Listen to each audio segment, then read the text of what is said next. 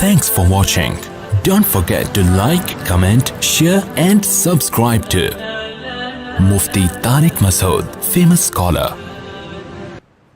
تو اللہ کی قسم اسلام کے علاوہ دنیا کے میں کسی کے پاس وہ حقوق نہیں ہے جو کس کے پاس ہیں؟ اسلام کے پاس ہیں.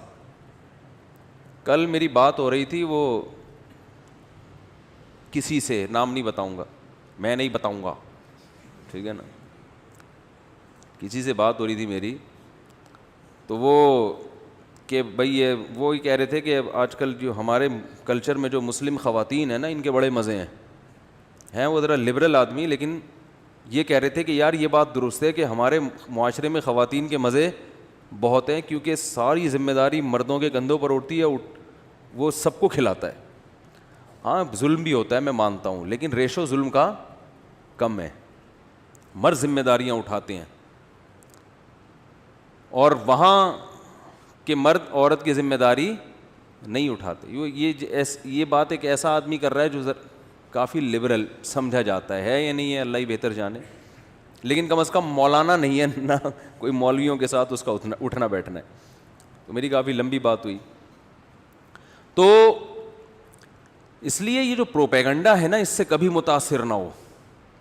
حقیقت دیکھو، حقیقت، اخلاق. کوئی دیکھو آپ سے بہت اچھے اخلاق سے بات کرتا ہے، ہر وقت تھینک یو تھینک یو، ہر وقت، کبھی اس کی زبان پہ گالی نہیں ہے. آپ کو ضرورت ہے، آپ نے اس سے 50 روپے مانگے، نہیں دے رہا، 50 روپے بھی دینے کے لیے تیار نہیں ہے. تو ایک وہ آدمی ہے جو زیادہ تھینک یو وینک یو نہیں آتے اس کو، بیچارہ گاؤں دیہاتوں میں پیدا ہوا، اس کو نہیں تھینک یو کا مطلب ہی نہیں پتہ، وہ بات بھی نہیں زیادہ تمیز سے، اب بات کر نہیں تو پتلی گلی سے نکل، ٹائم نہیں ہے. لیکن آپ اس کو ضرورت بتاتے ہیں، یار 50 روپے چاہیے، وہ کہتا ہے یار یہ ضرورت ہے، واقعی ہے، تو 50 نہیں 500 روپے لے لو. آپ دنیا اس پہلے والے کے اخلاق سے متاثر ہوگی، سمجھ رہے ہو، لیکن اللہ کی نظر میں کس کا مقام زیادہ ہے؟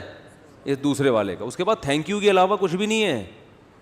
صحیح ہے نا، تھینک یو، مسکراہٹ، بس مسکرا کے بات کرنا بھی صدقہ ہے.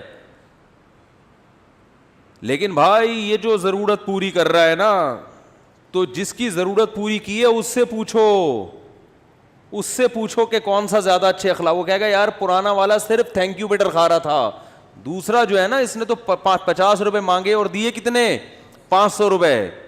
غریبوں کی جتنی مدد مسلمان کرتے ہیں اتنی دنیا میں کوئی قوم نہیں کرتی. مسلمانوں کی زکاتیں دیکھ لو، آپ پاگل ہو جاؤ گے، جتنی زکاتیں نکلتی ہیں. صدقات و خیرات دیکھ لو، باولے ہو جاؤ گے آپ. حقیقت بتا رہا ہوں، اس کا تو کوئی حساب ہی نہیں ہے. اتنے صدقات، اور جتنے بڑے بڑے ٹرسٹ یہاں پر ہیں، ریکارڈ توڑ ٹرسٹ ہیں یہاں پہ جو مدد کر رہے ہیں دنیا کے ساتھ. جبکہ اتنی غربت، اس غربت میں تو ان کو کھانا کھلانے کی ضرورت ہے. بتاؤ دنیا میں ہمارا شمار غریب ملکوں میں ہوتا ہے کہ نہیں ہوتا؟ اور این جی اوز یہاں IMF ہمیں قرضے دیتا ہے. غریب ترین قومیں ہیں، لیکن آپ خرچ کرنے کا اسٹائل دیکھو تو پاگل ہو جاؤ گے. زکاتیں الگ نکال رہے ہیں، صدقات الگ نکال رہے ہیں، اور پھر اگر تھوڑا سا دوسرا چینل ہے تو پھر 11ویں شریف کے نام پہ الگ، 12ویں شریف کے کھانے الگ، ربیع الاول کی دیگیں الگ. ہے تو وہ بھی سخاوت نا، بیس تو اس کی بھی، چلو ہم اس کو بدعت کہتے ہیں، لیکن بیس تو اچھی ہے نا. یعنی بیس تو یہی ہے کہ اللہ کی رضا کا جذبہ. وہ بیچارہ غلط فہمی میں وہ سمجھ رہا ہے کہ اس سے ثواب ملے گا، لیکن بیس تو اس کی بھی سخاوت ہی ہے نا کہ بھئی اللہ خوش ہوگا. دیگوں پہ دیگیں، داتا دربار چلے جاؤ، انگریز جائے گا پاگل ہو جائے گا. حقیقت ہے، حالانکہ وہ صحیح نہیں ہے داتا دربار پہ دیگیں بانٹنا، لیکن بانٹنے والے کا تصور تو یہی ہے نا، اللہ راضی ہوتا ہے. وہ فری پھوکٹ میں پبلک کھا تو رہی ہے نا. جب بھی داتا دربار کا ذکر آتا ہے نا، ایک لطیفہ مجھے ضرور یاد آتا ہے.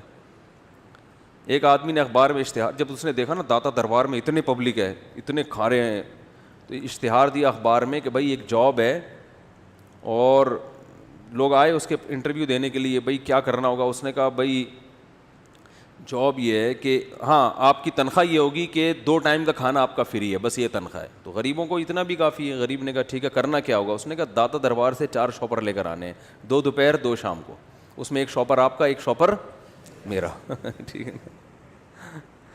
تو کیسے کھلا رہے ہیں, کیسے پلا رہے ہیں. ماؤں کا کتنا یہاں خیال کیا جاتا ہے, باپوں کا کتنا خیال کیا جاتا ہے. میں اکثر واقعہ بتاتا ہوں, ہمارے ایک دوست کے والد صاحب اب تو 15 سال ہو گئے میرا خیال ہے ان کو کوما میں ہیں, 15 سال سے بستر پہ اپنے باپ کی خدمت کر رہے ہیں, 2 بیٹے مل کے. یہ چیزیں آپ کو گوروں میں نظر نہیں آئیں گی. یہ اخلاق ہیں. ممکن ہے آپ ان کے بیٹوں سے بات کرو تو تمیز سے بات نہ کریں, آپ کو یار امریکہ گیا تھا تو یہ اسٹائل, یہ زبردست, ان کو دیکھو بات کرنے کی تمیز نہیں. لیکن اگر آپ باپ بنو گے نا تو آپ کو اس پاکستانی اور مسلمان جیسے بیٹے چاہیے ہوں گے. وہ گورے کے تھینک یو والے بیٹے آپ کو پسند نہیں ہوں گے. آپ بولیں گے تھینک یو کہہ کے, اب مجھے اولڈ ہوم میں جمع کر کے تھینک یو کہہ کے آئے گا, ابا تھینک یو, اپنا خیال رکھیے گا, میں جا رہا ہوں, فادر ڈے کے دن میں آ جاؤں گا. تو اس لیے کفر کے پاس لیبل ہے, لیبل, اندر سے کھوکھلا ہے کفر. اسلام کے پاس لیبل نہیں ہے, اسلام اندر سے زرخیز ہے. اس شاعر نے کہا نا, بڑی زرخیز ہے, ذرا نم ہو تو یہ مٹی, بڑی زرخیز ہے ساقی. مٹی پہ ابھی جو ثنا خان نے توبہ کی ہے, بالی ووڈ کو چھوڑنا آسان کام ہے. مٹی کا پتہ جب چلتا ہے کہ یہ بنجر ہے یا یہ مٹی زرخیز ہے, جب اس میں پانی ڈالو, پانی ذرا سا پڑے گا نا, جو زرخیز مٹی ہوگی ایک دم اس میں پودے اگنا شروع, اور جو زرخیز نہیں ہوگی ویسے ہی کی ویسے ہی. تو پانی ڈلے بغیر تھوڑی پتہ چلتا ہے. تو نصیحت, قرآن کریم کہتا ہے فذکر ان نفعت الذکریٰ سیذکر من یخشی, جس کے دل میں اللہ کا خوف ہوگا نا, جو اللہ کو مانتا ہے, نصیحت اس پہ اثر کرے گی. تو ثنا خان جیسی جو ایکٹریسز ہیں ان پہ نصیحت اثر کر جاتی ہے. کتنی بڑی قربانی جوانی میں, کتنی بڑی قربانی ہے جوانی میں. بھائی لوگ فلمیں دیکھنا نہیں چھوڑ رہے, اور وہ فلموں میں کوئی آنا چھوڑ دے. کتنے نوجوان ہیں کہتے ہیں یار ہم 100 دفعہ توبہ کرتے ہیں, فلمیں پھر دیکھ لیتے ہیں. تو فلم چھوڑنا آسان نہیں ہو رہا. یہاں اتنی بڑی بڑی فلمیں کہ ان سے فلمیں چھوڑنا آسان نہیں ہو رہا. اور ایک جو ہے اداکاری سے توبہ کر لے, کیوں نہیں اجازت دیتا؟ تم کتوں کو نہیں مارو گے, کتے تمہیں ماریں گے. بلا وجہ مت مارو, لیکن اگر اتنے زیادہ ہو گئے ہیں کہ تمہیں کاٹ رہے ہیں تو مارو بھائی. صحیح مسلم کی حدیث ہے, آپ صلی اللہ علیہ وسلم نے کتوں کو مارنے کا حکم دیا. مدینہ میں کتے بہت ہو گئے تھے, آپ نے فرمایا مارو ان کو, قتل کرو. تو صحابہ تو پھر نبی کے حکم پر اتنے حریص تھے نا, انہوں نے کتوں کی نسل ہی ختم کرنا شروع کر دی. یہاں تک کہ کوئی اجنبی مسافر آتا, وہ بھی نہیں حفاظت کے لیے کتا لے کر آتا, اس کو بھی مار دیتے تھے. تو آپ صلی اللہ علیہ وسلم نے فرمایا ما لکم وللکلاب, تمہیں کیا ہو گیا, کتوں کے پیچھے پڑ گئے, اللہ کی مخلوق ہے. تو مطلب یہ کہ زیادہ ہو گئے تھے, بس ٹھیک ہے اتنا. اسلام بہت معتدل مذہب ہے, جہاں سختی کرنی ہے وہاں سختی, جہاں نرمی ہے وہاں نرمی. اصل تو اخلاق ہے اسلام میں. الرفق ما کان فی شیء الا شانا وما نزع عن شیء, الرفق ما کان فی شیء الا زانا وما نزع عن شیء الا شانا. صحیح حدیث ہے, آپ صلی اللہ علیہ وسلم نے فرمایا جس معاملے میں نرمی ختم ہو جائے نا, اور بلا وجہ کی سختی تشدد, تو وہ کام بگڑ جاتا ہے, برباد ہو جاتا ہے. اصل کیا ہے؟ تمیز. ہر کام کیسے ہونا چاہیے؟ تمیز سے. اونچی آواز سے بات بھی نہ کرے انسان, پست آواز سے بات کرے. گھر میں بھی محبت کا ماحول, دفتروں میں بھی. آپ اپنے امپلائی کو بلا وجہ ڈانٹ, اوے ادھر تیرے کو میں نے کیا بولا تھا, فائل لے کر آ, گھنٹے سے کھڑا ہوا ہے, منہ دیکھ رہا ہے میرا. اس طرح بات ہوتی ہے دفتروں میں. پھر دفتروں میں تو پھر بھی تھوڑی بہت تمیز ہے. یہ جو میکینک ہوتے ہیں نا, ان کو دیکھا کرو, ٹائر پنچر لگوا رہے ہوتے ہیں, کس طرح سے لگوا رہے ہوتے ہیں. ابے ٹائر اٹھا کے وہاں رکھ کے آ. تمیز ہی نہیں ہے بھائی. بھائی تمیز سے بات کر لو یار. ذرا یہ دیکھو مولوی صاحب کی گاڑی پنچر ہوئی ہوئی ہے, اس کا ذرا ہوا لب ڈال یار, اس میں کب سے بولا میں تیرے کو. تمیز مارکیٹ سے کیا چل رہی ہے؟ شارٹ. کوئی بھی کسی سے تمیز سے بات نہیں کرتا. تو یہ حدیث کے خلاف ہے, بالکل خلاف ہے حدیث کے. آپ صلی اللہ علیہ وسلم کے پاس ایک صحابی آئے, یا رسول اللہ مجھے نصیحت کیجیے. آپ نے فرمایا لا تغضب, غصہ مت کرو. انہوں نے فرمایا اور کوئی نصیحت؟ فرمایا دوبارہ بھی یہی, غصہ مت کرو. انہوں نے فرمایا اور کوئی, بار بار وہ یہ کہتے رہے یا رسول اللہ اور کوئی نصیحت؟ آپ ہر دفعہ جواب میں کہتے رہے غصہ مت. تو غصہ بلا وجہ کی سخت الفاظ میں بات کرنا, بلا وجہ سختی کرنا, عزت نہ دینا گھر میں بیوی کو, بچوں کو یا بھائیوں کو, چھوٹوں کو. جیسے آج کل بات کرنے کی. میں بتاتا ہوں نا, ہمارے حضرت اپنی گھر والوں سے جب اپنی اہلیہ سے کھانے کا کہتے تھے نا, تو یہ نہیں کہتے تھے کھانا لے آؤ, فرماتے تھے کھانا لگوا دیجیے. حالانکہ اہلیہ نہیں لگانا تھا, لیکن حضرت کہتے تھے مجھے یہ کہتے ہوئے نا کھانا لگاؤ, یہ ایسے لگتا ہے جیسے یہ یعنی ایک حاکمانہ لب و لہجہ ہے. جیسے ہم یہاں کوئی, جیسے میں اپنے الفاظ میں کہہ رہا ہوں, جیسے محلے کا ڈان نہیں ہے, بدماش محلے کا, وہ لگا دے کھانا, چلو وہ بھائی تمیز سے بولو کہ تو بیوی کوئی نوکرانی تو نہیں ہوتی نا, باندھی تھوڑی ہوتی ہے. بھائی کھانا لگوا دیں, پتہ یہی لگا, انہوں نے لگا کے دینا, کھانا اٹھوا لیں یہاں سے, اٹھوا لیجیے, ایسے کہتے. حالانکہ ہمارے حضرت پنجابی اسپیکنگ تھے, لدھیانہ کے ٹھیٹھ پنجابی تھے, وہ بالکل جیسی پگڑی پنجابی نہیں چودھری لوگ پہنتے, یہ اسٹائل تھا حضرت کا. لیکن حضرت گھر میں لب و لہجہ کیسا, یعنی میں بتانے کا مقصد ہے کہ اردو حضرت کی مدر لینگویج نہیں تھی. جو جس کی مدر لینگویج نہ, اس کے لیے تو بات کرنا اور مشکل ہوتا ہے نا. پھر بھی اتنی تمیز ہم سے حضرت, ہم تو بہت چھوٹے تھے, ایسے بات کرتے تھے, آئیے دیجیے, کوئی لفافہ تھا نا, کوئی خط دینا ہے حضرت, لائیے دیجیے, بیٹھیے, اس طرح ہم سے شاگردوں کے بھی شاگرد تھے ہم, اس طرح ہمارے پیر و مرشد ہم سے بات کرتے تھے. ہم نے کہا یار یہ تو بہت ہی تمیز والے ہیں بھائی. لیکن آج کل بات کرنے کا اسٹائل کیا ہے, ابے جاب ہے, ابے تبے, تو ایسا مارکیٹ میں چل رہا ہے, اس کے بغیر تو ہاں محبت میں ابے تبے چلتا ہے. ابے چھوڑ یار, اب ایسا نہ ہو کہ بے تکلف دوستوں سے بھی آئیے بیٹھیے, وہ کہے گا کیا ہو گیا, پاگل تو نہیں ہو گیا بھائی, تو پاگل ہو گیا کیا.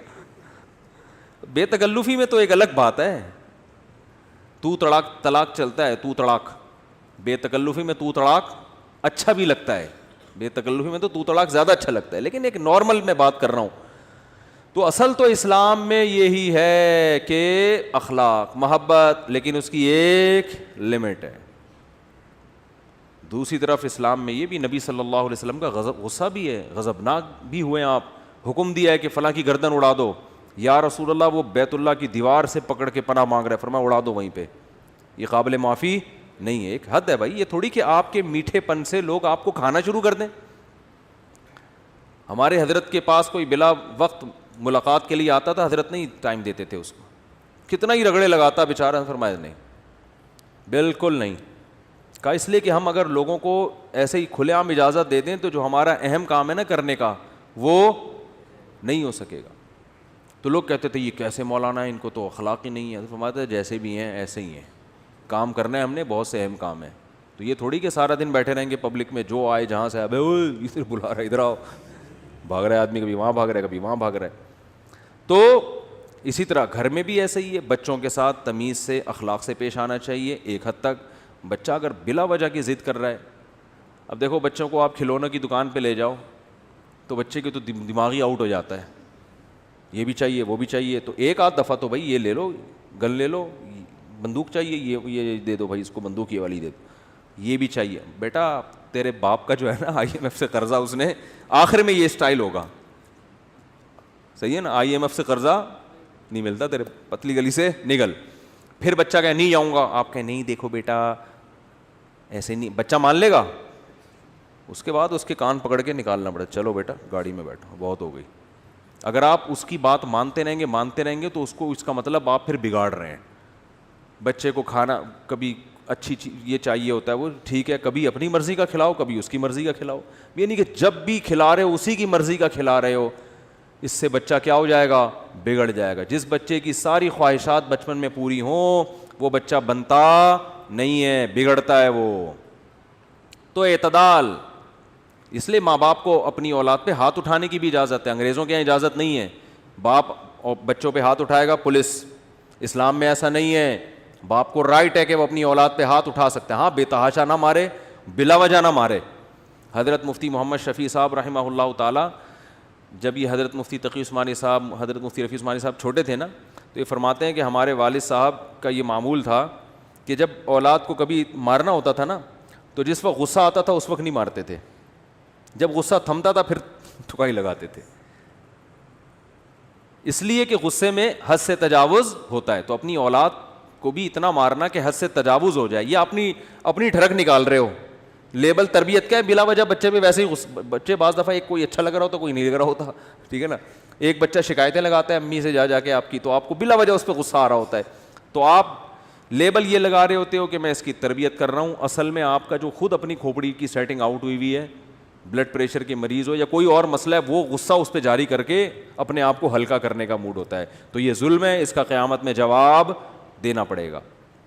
اس لیے اس میں علماء کہتے ہیں بھائی جب غصہ آ رہا ہے پھر نہیں، جب غصہ ختم ہو گیا پھر. لیکن اگر باپ نے غصے میں بھی مار دیا ہے تو بچے کو یہ حق نہیں ہے کہ کہے کہ ابا آپ کو قیامت کے دن حساب دینا پڑے گا. بنتے 2 تھپڑ تھے، آپ نے لگائے 3 تھپڑ ہیں، تو ابا کو پھر اتنا نہیں دینا ہوگا جتنا بچے کو دینا ہوگا، بچے کو پھر زیادہ دینا ہوگا. اللہ کہے گا جو میرا کام ہے تو کیوں اس میں دخل اندازی کر رہا ہے. اور میرے شیخ جو سفید ریش بزرگ تھے، جن کے چہرے پہ ایسی نورانیت جو دیکھتا کہتا ہے یار اللہ نے کیا نور دیا ان کے چہرے پر، تقوی اور اللہ کے خوف کا نور، اللہ کی محبت کا نور. اور جب بیان کرتے تھے اللہ کی محبت کا جب تذکرہ آتا نا تو ایسے حضرت کے جذبات بن جاتے تھے کہ بس جیسے وہ فرماتے تھے یہ. پھر وہ شعر پڑھتے تھے، کچھ نہ رستے کا پتہ ہم کو نہ منزل کی خبر، جا رہے ہیں جس طرف ہم کو لیے جاتا ہے دل. فرمایا اب میں موضوع بھول گیا ہوں، بس دل جدھر لے جائے گا اب تو میں وہیں جاؤں. محبت میں ایسی محبت ان کے دل میں تھی. لیکن دریا کے تیراک تھے، دریا کے ایسی تیراکی جانتے تھے کہ دریا میں مخالف سمت میں جو موجیں آ رہی ہیں نا، تیز رفتار دریا، اس میں سوئمنگ کرتے تھے. بہت مشکل ہے بات سمجھانا. اب ان کو کوئی سوئمنگ کرتے ہوئے دیکھ لیتا، وہ کہتا ہے یہ کیسے بزرگ ہیں یار. بزرگ اٹ از کالڈ بزرگ. بزرگ کا یہ مطلب ہی نہیں ہے کہ چلاؤ تو چل نہیں سکے، 6 مرید دھکا دے کے چلا رہے ہیں اس کو. صحابہ تو ابے بھائی غزوہ احد میں جنگیں لڑی ہیں، وہ ٹریننگ کے بغیر اور ریاضت اور ایکسرسائز کے بغیر، اور یعنی ایکسرسائز سے میری مراد ایسی جسمانی مشقت کے بغیر یہ سب چیزیں ممکن ہیں. کھوپڑیاں اڑائی ہیں. خالد ابن ولید بزرگ تھے یا نہیں تھے؟ ایک دن میں صبح سے لے کے شام تک لڑے ہیں اور 9 لوہے کی تلواریں ان کے ہاتھ میں ٹوٹی ہیں. کیا انداز ہوگا بھائی. ان لوگوں کو آج کوئی دیکھ رہے تو وہ کہے گا یار یہ تو بزرگ معاذ اللہ ہے ہی نہیں. بزرگ کا تصور کیا ہے. میں تو خالد ابن ولید کا جب سنتا ہوں کہ یار لوہے کی تلوار تو میرے بھائی توڑنا آسان، ویسے بھی کوئی ذمہ لگاؤ نا کہ یار یہ صبح سے لے کے شام تک یہ تلوار ہم ایک بھی نہیں توڑ سکتے، پتھر مار کے نہیں توڑ سکتے. اتنی تلوار چلائی ہے انہوں نے صبح سے لے کے شام تک. رومیوں سے مقابلہ تھا. رومی انگریز، یہ انگریز انہی کی اولادوں میں ہیں، ان سے مقابلہ تھا. اور ایک دن میں کتنی تلواریں ٹوٹی ہیں؟ 9 تلواریں. وہ تلوار آپ اٹھا نہیں سکتے. کیا اسٹیمنا تھا بھائی، کیا بہادری تھی. اور اب دیکھو کیا ہو گیا ہے مسلمانوں کا حال. جو جتنا نیک ہوگا نا اتنا بڑا مکھنچو. گھر میں جو سب سے نیک ہوگا، معذرت کے ساتھ آپ لوگوں کے علاوہ کی بات کر رہا ہوں، سب سے زیادہ بیکار آج کل رپورٹیں آتی ہیں. سب ایسے نہیں ہوتے، سب ایسے نہیں ہوتے. سب سے زیادہ یونیورسٹی میں دیکھ لو، جتنا نیک ہے پڑھائی میں اتنا پیچھے. جو لبرل لوگ ہیں، جو بے دین لوگ ہیں، ان کے نمبر اچھے آ رہے ہیں. یہ چونکہ نیک آدمی ہے لہذا آگے بڑھتا ہی نہیں ہے یہ، کیونکہ اس نے ایک چیز سیکھی ہوئی ہے بھائی نمبر تو اللہ کے حکم سے آئیں گے. اور اس کو پھر وظیفے بھی بتا دیتے ہیں لوگ کہ وہ فلاں وظیفہ پڑھ لو تو امتحان پاس ہو جائے. میں نے کئی لوگوں کو دیکھا ہے جنہوں نے وظیفوں کے چکر میں امتحان کا بیڑا ہی غرق کر دیا. جو ٹائم ان کو سبق یاد کرنے میں لگانا تھا وہ انہوں نے کہاں لگا دیا؟ وظیفے پڑھنے میں. ہمارے استاذ ایک بڑی قیمتی بات کرتے ہیں، موضوع چینج ہو رہا ہے بیان کا، لیکن خاندانی باتیں دماغ میں آتی ہیں. اسی وقت پارسل نہ ہو تو پھر بعد میں وہ پارسل کا مزہ نہیں آتا. برگر گرم گرم وہ پارسل کروا کے لے آؤ، کھا لو، اگلے دن کیا وہ مزہ ہے اس کے کھانے میں ہے بھائی. تو وہ بڑی پیاری باتیں کرتے ہیں یار، بڑی خاندانی. انہوں نے ایک بڑی زبردست بات بتائی کہ دیکھو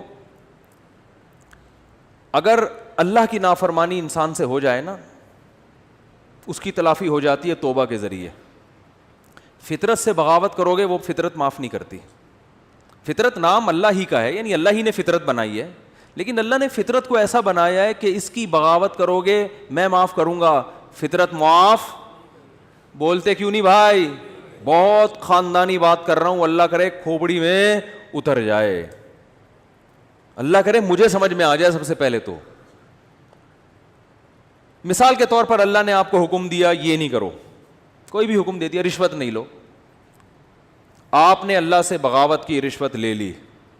کسی مفتی یا عالم کے پاس جاؤ گے، بھائی مجھ سے گناہ ہو گیا میں کیا کروں، وہ اس کی تلافی کا طریقہ بتائے گا. یار جس سے لیے اس کو واپس کر دو, وہ نہیں مل رہا تو اس کی طرف سے صدقہ کر لو, خود غریب ہو تو خود رکھ لو, پھر توبہ کر لو آئندہ نہیں لوں گا. اللہ کی طرف سے گارنٹی ہے, جو تم سے غلطی ہوئی تھی اللہ کیا کر دے گا, معاف.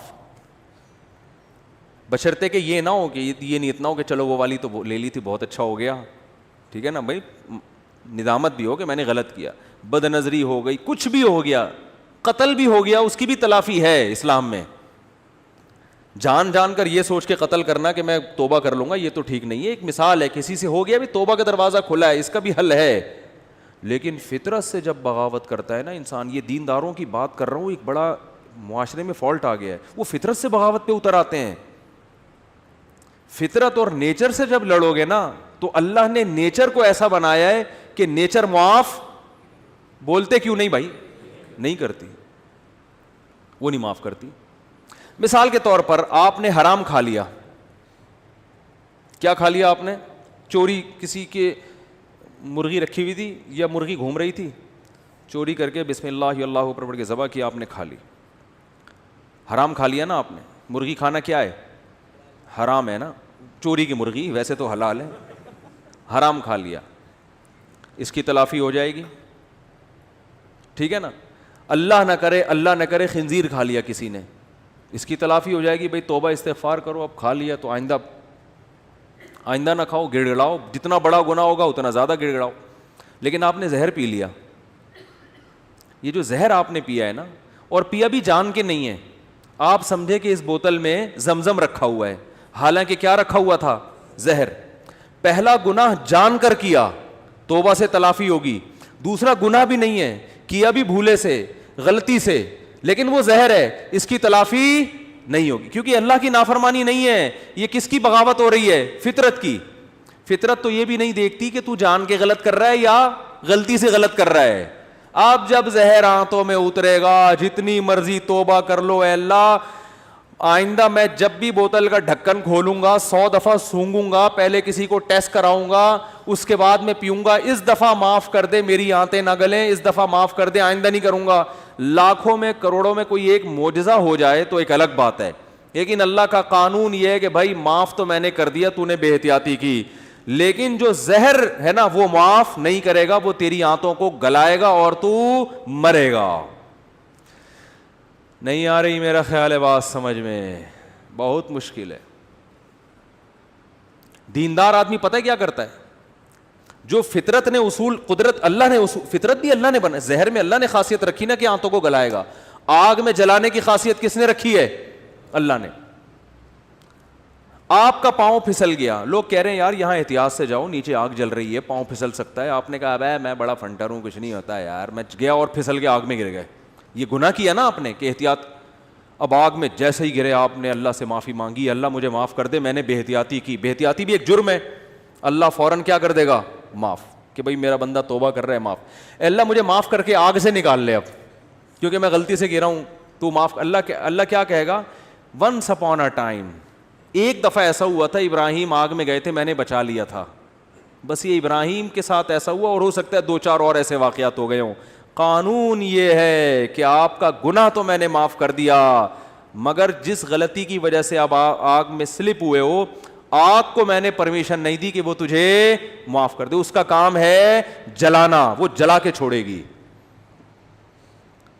بات آ رہی ہے سمجھ میں؟ آج ہمارے ہاں بہت سے مسلمان اللہ کی تو نافرمانی کر ہی رہے ہیں, لیکن ساتھ ساتھ فطرت سے بھی لڑ رہے ہیں. دیکھو انگریز کوشش کرتا ہے نیچر سے نہ لڑے. کیا مطلب, کامیابی کے جو دنیاوی اسباب ہے نا وہ اختیار کرتا ہے وہ, تبھی کامیابی جو دنیا کے لحاظ سے جس کو وہ کامیابی سمجھتے ہیں وہ کامیاب ہوتے چلے جا رہے ہیں. کیونکہ اللہ کا قانون ہے کہ بھئی کوئی کافر بھی اگر اسباب اختیار کرے گا نا, جس چیز کا جو سبب میں نے رکھا ہے. دیکھو اس کی ایک مثال دیتا ہوں, آپ بے احتیاطی کر رہے ہو, آپ بھی آگ میں گر گئے اور کافر بھی گر گیا بے احتیاطی سے, تو آگ یہ نہیں دیکھے گی کہ یہ چونکہ کلمہ پڑھنے والے, اس کو بچا لو, وہ کافر ہے اس کو کیا کر دو, جلا لو.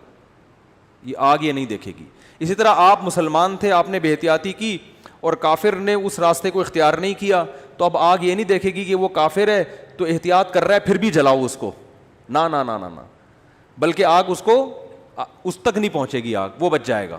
دنیا کی آگ کی بات کر رہا ہوں. تو دنیا میں اللہ تعالیٰ نے کامیابی اور ناکامی کو کس کے ساتھ جوڑ دیا ہے؟ اسباب کے ساتھ. جو جس چیز کا سبب ہے نا, وہاں تک پہنچنے کے لیے وہ سبب آپ کو اختیار کرنا پڑے گا. اس سبب کو اختیار کیے بغیر وظیفے, دعائیں اور آشیرواد لے لینا, کسی سے جا کے سر پہ ہاتھ پھیر دیں گے حضرت جی تو میری شادی ہو جائے گی, نہیں ہوگی شادی آپ کی. کیونکہ سب سے بڑا مسئلہ آج کل یہی بنا ہوا ہے نا, تو اس لیے مثال ذہن میں آ جاتی ہے. آج ایک صاحب آئے میرے پاس ملنے کے لیے, مفتی صاحب میں 40 سال کا ہو گیا, میری شادی نہیں ہو رہی. میں نے کہا کیوں نہیں ہو رہی؟ کہہ رہے ہیں یار میں پتہ نہیں, میرا مائنڈ ہی اس کے لیے تیار نہیں ہوتا, تو میرے لیے دعا کر دیں کہ میری شادی ہو جائے. میں نے کہا تو کر ہی نہیں رہی, کر ہی نہیں رہا, تو میں یہ دعا کر دیتا ہوں آپ کا مائنڈ بن جائے. تو میں نے کہا بنانے کی کوشش کرو گے تو بنے گا نا. تو بہت بڑا مسئلہ ہمارے ساتھ یہ ہے کہ صحت کے معاملے میں بھی, پڑھائی کے معاملے میں بھی, اور بزنس کے معاملات میں بھی, دین کے معاملات میں بھی. دین میں بھی تو یہ ہے نا کہ جنت کے اسباب اختیار کرو گے تو کہاں جاؤ گے؟ جنت میں. تو اس میں بھی جنت کے اسباب بھی اختیار کرنے کے لیے تیار بولو نہیں ہے. جنت کے اسباب ہے گناہ چھوڑو, گناہ نہیں چھوڑتے, اور پتہ نہیں ایران توران کیا کچھ کر لیں گے, وظیفے پڑھ لیں گے, 5 لاکھ دفعہ آیت الکریمہ پڑھ لی, فلاں نے پڑھ لی, یہ کر لیا, وہ کر لیا, اور فلاں کو کھانا کھلا دیا. بھائی جنت میں جانے کا سب سے پہلا سبب کیا ہے؟ کہ جس چیز کو اللہ نے حرام کہہ دیا اس سے آپ کو بچنا ہے. گناہ چھوڑنا ضروری ہے. اپنے عقیدے کو توحید کے بغیر جنت میں نہیں جا سکتے. کتنے اچھے بن جاؤ, شرک پر اگر ہے. دیکھو جیسے دنیا کا کے اسباب ہوتے ہیں نا, کہ جب تک محنت نہیں کرو گے, صحت کی کوشش نہیں کرو گے تو صحت بنتی نہیں ہے. یہ تھوڑی کہ اٹرم پٹرم جو مرضی کھاتے رہو اور آپ پھر بھی صحت مند, ایسا نہیں ہوتا. یہ جو لوگ کہتے ہیں نا فلاں سب کچھ کھا جاتا ہے پھر بھی ٹھیک ہے, ایسا نہیں ہے. ایک وقت اس کو بھی بریک لگانی پڑتی ہے, اس کو روکنا پڑتا ہے اپنے آپ کو. اور جو پھر بھی کچھ نہیں ہو رہا ہے اس کا مطلب ایک ہی دفعہ میں ہونے والا ہے, اس کو ایک ہی دفعہ میں پھٹ جائے گا بیٹھا بیٹھا. کیونکہ جو کچھ ہوتا رہے نا تو انسان پھر بھی تھوڑا سا احتیاط سے چلتا ہے. اس کا مطلب ایک ہی دفعہ میں اس کا کچھ ہونے والا ہے, ٹائٹ طریقے سے دھماکے کے ساتھ پھٹے گا. گرنیڈ ایک ہی دفعہ پھٹتا ہے اور کلاشن کوف سے گولیاں مسلسل چلتی رہتی ہیں, ٹھیک ہے نا. گرنیڈ کیا ہوتا ہے؟ ایک ہی دفعہ پھٹتا ہے, بس وہ دوبارہ چلنے کے قابل نہیں رہتا. تو آخرت میں جانے کا سبب بھی ہے, تو وہ سبب اختیار کیے بغیر ہم انگریز کو کہتے ہیں نا دنیا میں کامیاب ہے مگر آخرت میں نہیں ہے. کیوں نہیں بھائی؟ تم آخرت کا سبب اختیار کرتے ہی نہیں ہو. آخرت میں جانے کے اسباب کیا ہیں؟ عقیدہ توحید ہے, رسالت ہے, پھر جو اللہ نے جس کو حلال کیا اس کو حلال سمجھو, جس کو حرام کہا اس کو حرام سمجھو. پھر لوگ ہم سے لڑتے ہیں کہ یہ سائنسدان کیوں جنت میں نہیں جائیں گے, انہوں نے تو اتنے نیک کام کیے. او بھائی جنت میں جانے کے لیے تھوڑی کیے انہوں نے, دنیا کے لیے کیے ہیں. تو دنیا آج ان لوگوں کو بڑے اچھے القاب سے یاد رکھتی ہے, یار اس نے بلب ایجاد کیا. اب بلب کے رشتہ داروں کو گالیاں دینا الگ بات ہے, لیکن بلب بنانے والے کو گالیاں کوئی بھی نہیں دیتا. پاکستانی قوم بلب کے رشتہ داروں کو گالیاں دیتی ہے, لیکن بلب بنانے والے کو الحمدللہ گالیاں نہیں دیتی, اور دینا بھی نہیں چاہیے گالیاں. بھائی اس نے ہم پر احسان کیا, بلب بنایا, تو احسان کا بدلہ اس کو دنیا میں مل گیا. اس نے کون سا صدقہ جاریہ کے لیے آخرت کے لیے بنایا تھا؟ تو جو دنیا میں کر رہے ہیں دنیا کے لیے کر رہے ہیں, آخرت میں کوئی حصہ نہیں. اللہ نے بتا دیا تم نے آخرت کے لیے کیا ہی نہیں ہے, کیونکہ تمہارا تو آخرت پر ایمان ہی نہیں ہے. تو اس لیے بات خوب یاد رکھو, صحت کا مسئلہ ہو, گھر میں بچوں کی تربیت کا مسئلہ ہو, پیسے کمانے کا مسئلہ ہو, صحیح ہے نا, جب تک محنت نہیں کرو گے, قانون اللہ کا یہ ہے کہ کخ بھی ہاتھ میں نہیں آئے گا, کخ بھی نہیں آئے گا. کل رات میں مثالیں اس لیے دیتا ہوں تھوڑی سی عبرت کے لیے. کل ہماری ایک جگہ دعوت تھی, بہت ہی اچھے لوگ تھے, وہ دعوت ٹھکرائی نہیں جا سکتی تھی. کھانا کھایا ہم نے 11 بجے رات, اور وہ انہوں نے اتنا کچھ بنایا ہوا تھا, وہ بھی باقاعدہ آرڈر پہ کھایا ہم نے. ابھی میں کیا وہ سن بھی رہے ہوں گے نا بیان. کھایا, اب 11 بجے جب آپ کھاؤ کے سو گئے تو آپ کی صحت ٹھیک ہو سکتی ہے؟ پھر آپ کہو چونکہ میں مفتی صاحب ہوں اور لوگ کہتے ہیں عالم ہیں, لوگوں کے خیال میں کوئی نیک آدمی ہے. اصل تو اللہ ہی جانتا ہے کون نیک ہے, کون بزرگ ہے, کون عالم ہے, لیکن لوگوں کا ایک اچھا گمان اگر فرض کر لیں تو چونکہ ہم نے 11 بجے کوفتے کھائے ہیں, کوفتے بنائے ہوئے بڑے خاندانی قسم کے, پھوڑ دیے ہم نے. طبیعت سے پھوڑے. اچھا وہ تو میں ان سے کہہ رہا تھا کہ مولانا طارق جمیل صاحب تو رات کو کھانا کھاتے ہی نہیں ہے نا, رات کو کھانا حضرت مولانا طارق جمیل صاحب نہیں کھاتے, وہ اتنے 2-4 نوالے بس جتنا بھی رکھا وہ نہیں کھاتے, صحت کا خیال کرتے ہیں. تو میں نے کہا یار اتنا تپڑ مجھ میں نہیں ہے, اتنا اچھا کھانا رکھا ہوا ہے اور میں کھاؤں نہیں. تو وہ کہنے لگے, میں نے کہا ہم نے اس کا ایک آلٹرنیٹ تلاش کیا ہوا ہے, کھائیں گے طبیعت سے. تو ہم نے پھوڑا, اب جب پھوڑا ہے تو ظاہر ہے پھر اس پھوڑے ہوئے کو نکالنا بھی تو ہے نا کہیں. تو اس کا حل پھر ہم میرے ساتھ ایک ہمارے دوست تھے, وہ کافی وزنی ہیں. میں نے کہا بیٹا اب میں تو نہیں سو سکتا ایسے, میں تو نہیں سو سکتا, یہ تو خودکشی ہے. تو میں نے کہا جب تک یہ جتنی کیلوریز جمع ہوئی ہیں نا یہ برن نہیں ہوں گی نا میں نہیں سوؤں گا. انہوں نے کہا کیسے برن کرنا؟ میں نے کہا پیدل نکلو. تو ہم پھر نکل لیے پیدل, ٹھیک ٹھاک واک کی. پھر ہمارے ایک دوست کا جم ہے یہاں چلا گیا, پھر وہ جو مشین ہوتی ہے نا بھاگنے والی اس پہ بھاگا. میں نے دیکھا, میں نے اس سے پوچھا یار آدھا کلو کڑھائی میں کتنی کیلوریز, میں نے آدھا کلو کڑھائی نہیں کھائی لیکن اس سے ویسے ہی پوچھا ہے کتنی کیلوریز ہوتی ہیں. اس نے کہا کہ پتہ نہیں 100 ہوتی ہیں. تو میں نے کہا جب تک 100 یہاں وہ مشین میں لکھا ہوا تھا نا اتنا اس پہ میں چلا ہوں اور تیز واک کی ہے کہ جب وہ آئے نا کہ 100 کیلوریز آپ کی برن ہو گئی ہیں پھر ہم مشین سے اترے. ہم نے کہا اب ہمارے لیے سونا کیا ہو گیا ہے؟ بولو نا بھائی, حلال. یہ اتنے نیک ہم بھی نہیں ہیں کہ اتنا صحت کا خیال رکھیں. ونس اپون اے ٹائم ایک واقعہ اچھا آ گیا, ہم نے کہا پارسل کر دو. یہ کرنا پڑے گا آپ کے باپ کو بھی, ورنہ توند نکلے گی, ورنہ عجیب سے ہو جاؤ گے. زندگی ایسی بہاریں اور خوشیاں کیا ہو جائیں گی, ختم. وہ کڑھائیاں جو آپ کوفتے جو کھا رہے ہو نا آہستہ آہستہ جا کے مختلف جگہوں پہ سے نکلنا شروع ہوں گے. کبھی کوفتہ یہاں سے نکلے گا, ڈاکٹر کہیں گے ان کی رسولی نکل آئی. وہ رسولی نہیں ہے, وہ جو کوفتے آپ نے کھائے ہیں ان میں صرف ایک کوفتہ نکلا ہے ابھی تو باقی کیا ہے, باقی ہیں. تو مختلف, ابھی تو تھوڑے دنوں میں آپ خود کوفتہ بن جاؤ گے. اور پھر کیا کرتے, صحت ٹھیک نہیں ہے, گھٹنوں میں درد, یورک ایسڈ بڑھا ہوا ہے, یہ ہوا ہے. پھر آتے ہیں کہ جی وہ مفتی صاحب کوئی وظیفہ بتا دیں کہ فلاں بزرگ کے پاس چلے جاؤں. پھر وہ فلاں آستانے پہ ایک بڑے اولیاء اللہ بیٹھتے ہیں, آدمی ہے کہ لیکن اولیاء اللہ, اولیاء تو ولی کی جمع ہے بھائی, ولی اللہ ہوتا ہے اس کو لوگ کیا کہتے ہیں, اولیاء اللہ بیٹھتے ہیں. اولیاء اللہ تو بہت سارے ہول سیل کے حساب سے کہہ رہے ہیں. وہ فلاں آستانے میں ایک اولیاء اللہ بیٹھتے ہیں, وہ ایسا دم کرتے ہیں بھائی, ان کے پاس جاؤ, ایسا تعویذ ہے. ابے تو کھا کیا رہا ہے, تو کمبخت, تو تعویذوں میں نہائے گا بھی نا کک بھی نہیں ہوگا. اللہ کا قانون ہے بھائی, قانون ہے کہ جتنا کھا رہے ہو نا اس کا وہ یوٹیلائز ہو گئی تو صحت صحیح رہے گی, نہیں ہو رہا تو پھٹ جاؤ گے دھماکے کے ساتھ. بچوں میں تو چلو گروتھ ہو رہی ہوتی ہے نا, اب 40 سال میں گروتھ تھوڑی ہوگی آپ کی, اب تو فیٹ بڑھے گا, اب تو پھوڑے نکلیں گے, وہ کوفتے نکلیں گے مختلف جگہوں سے آپ کے, کولیسٹرول بڑھے گا 10. پھر بھی اگر مر جائے آدمی تو پھر اللہ نے مار دیا. اونٹ پہ بیٹھے ہوئے آدمی کو بھی کتا کاٹ لیتا ہے جب انسان کی لکھی ہوئی ہوتی ہے.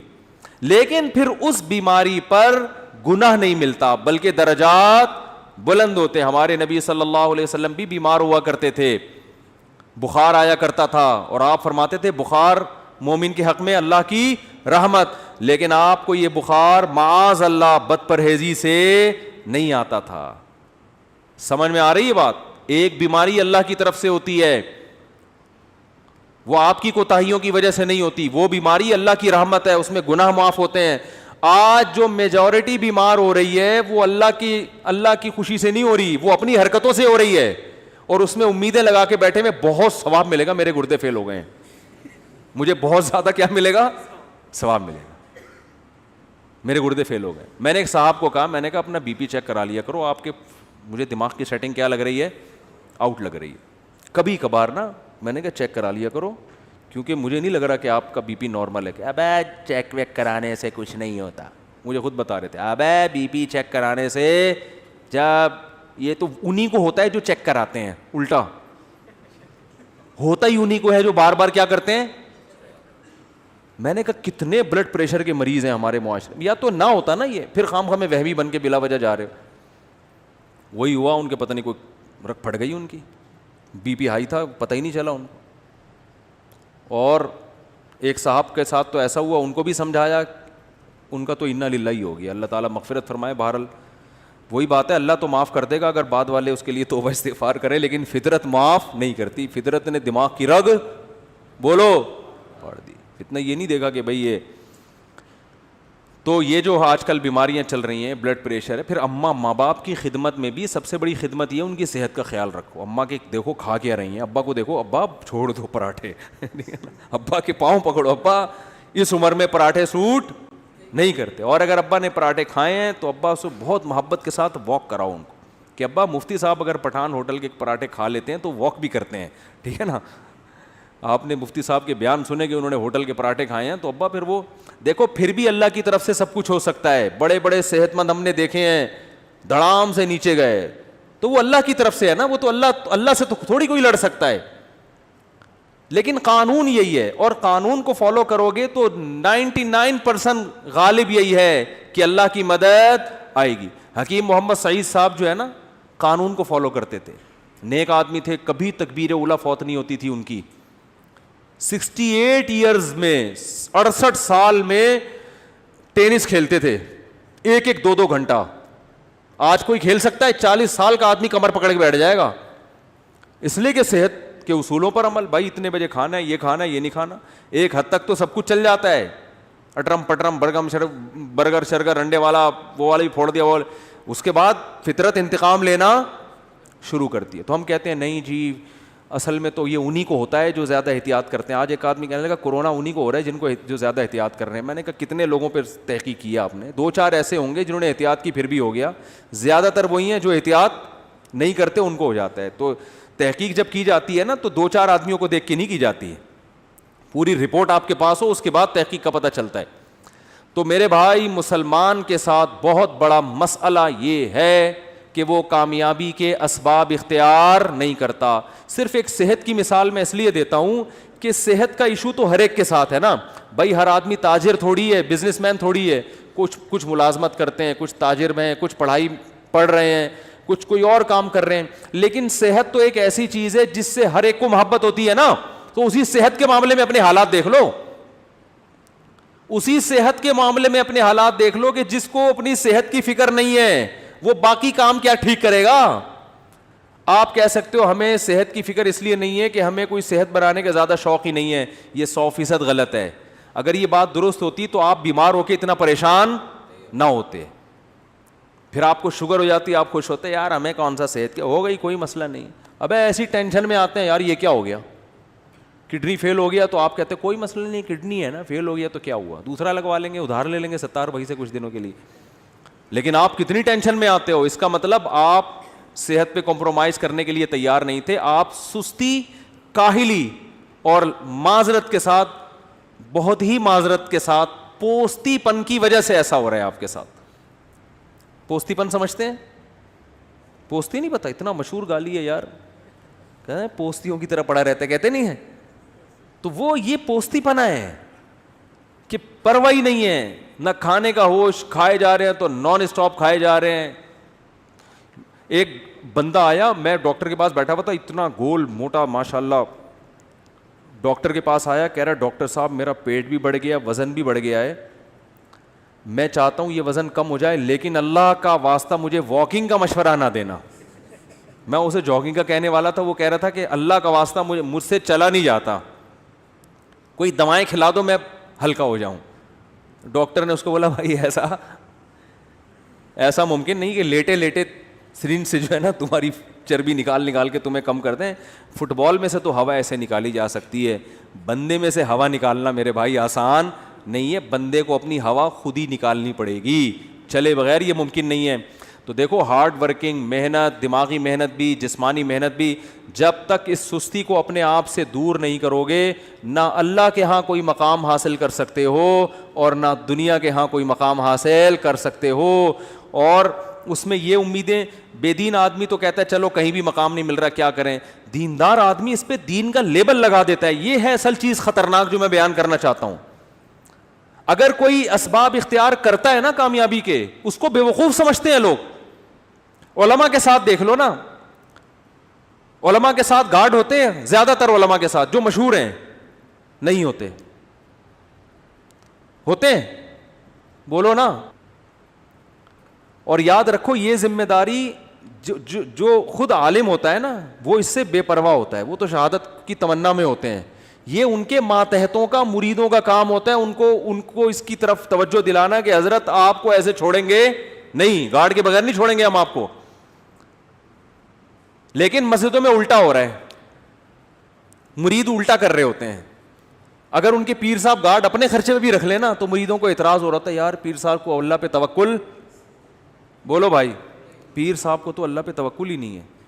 مفتی نظام الدین شہید ہو گئے, وہ تو گارڈ کی موجودگی میں شہید ہوئے. اس کا مطلب ہے کہ گارڈ ان کے ساتھ تھے مگر جتنی سیکیورٹی ہونی چاہیے تھی اتنی.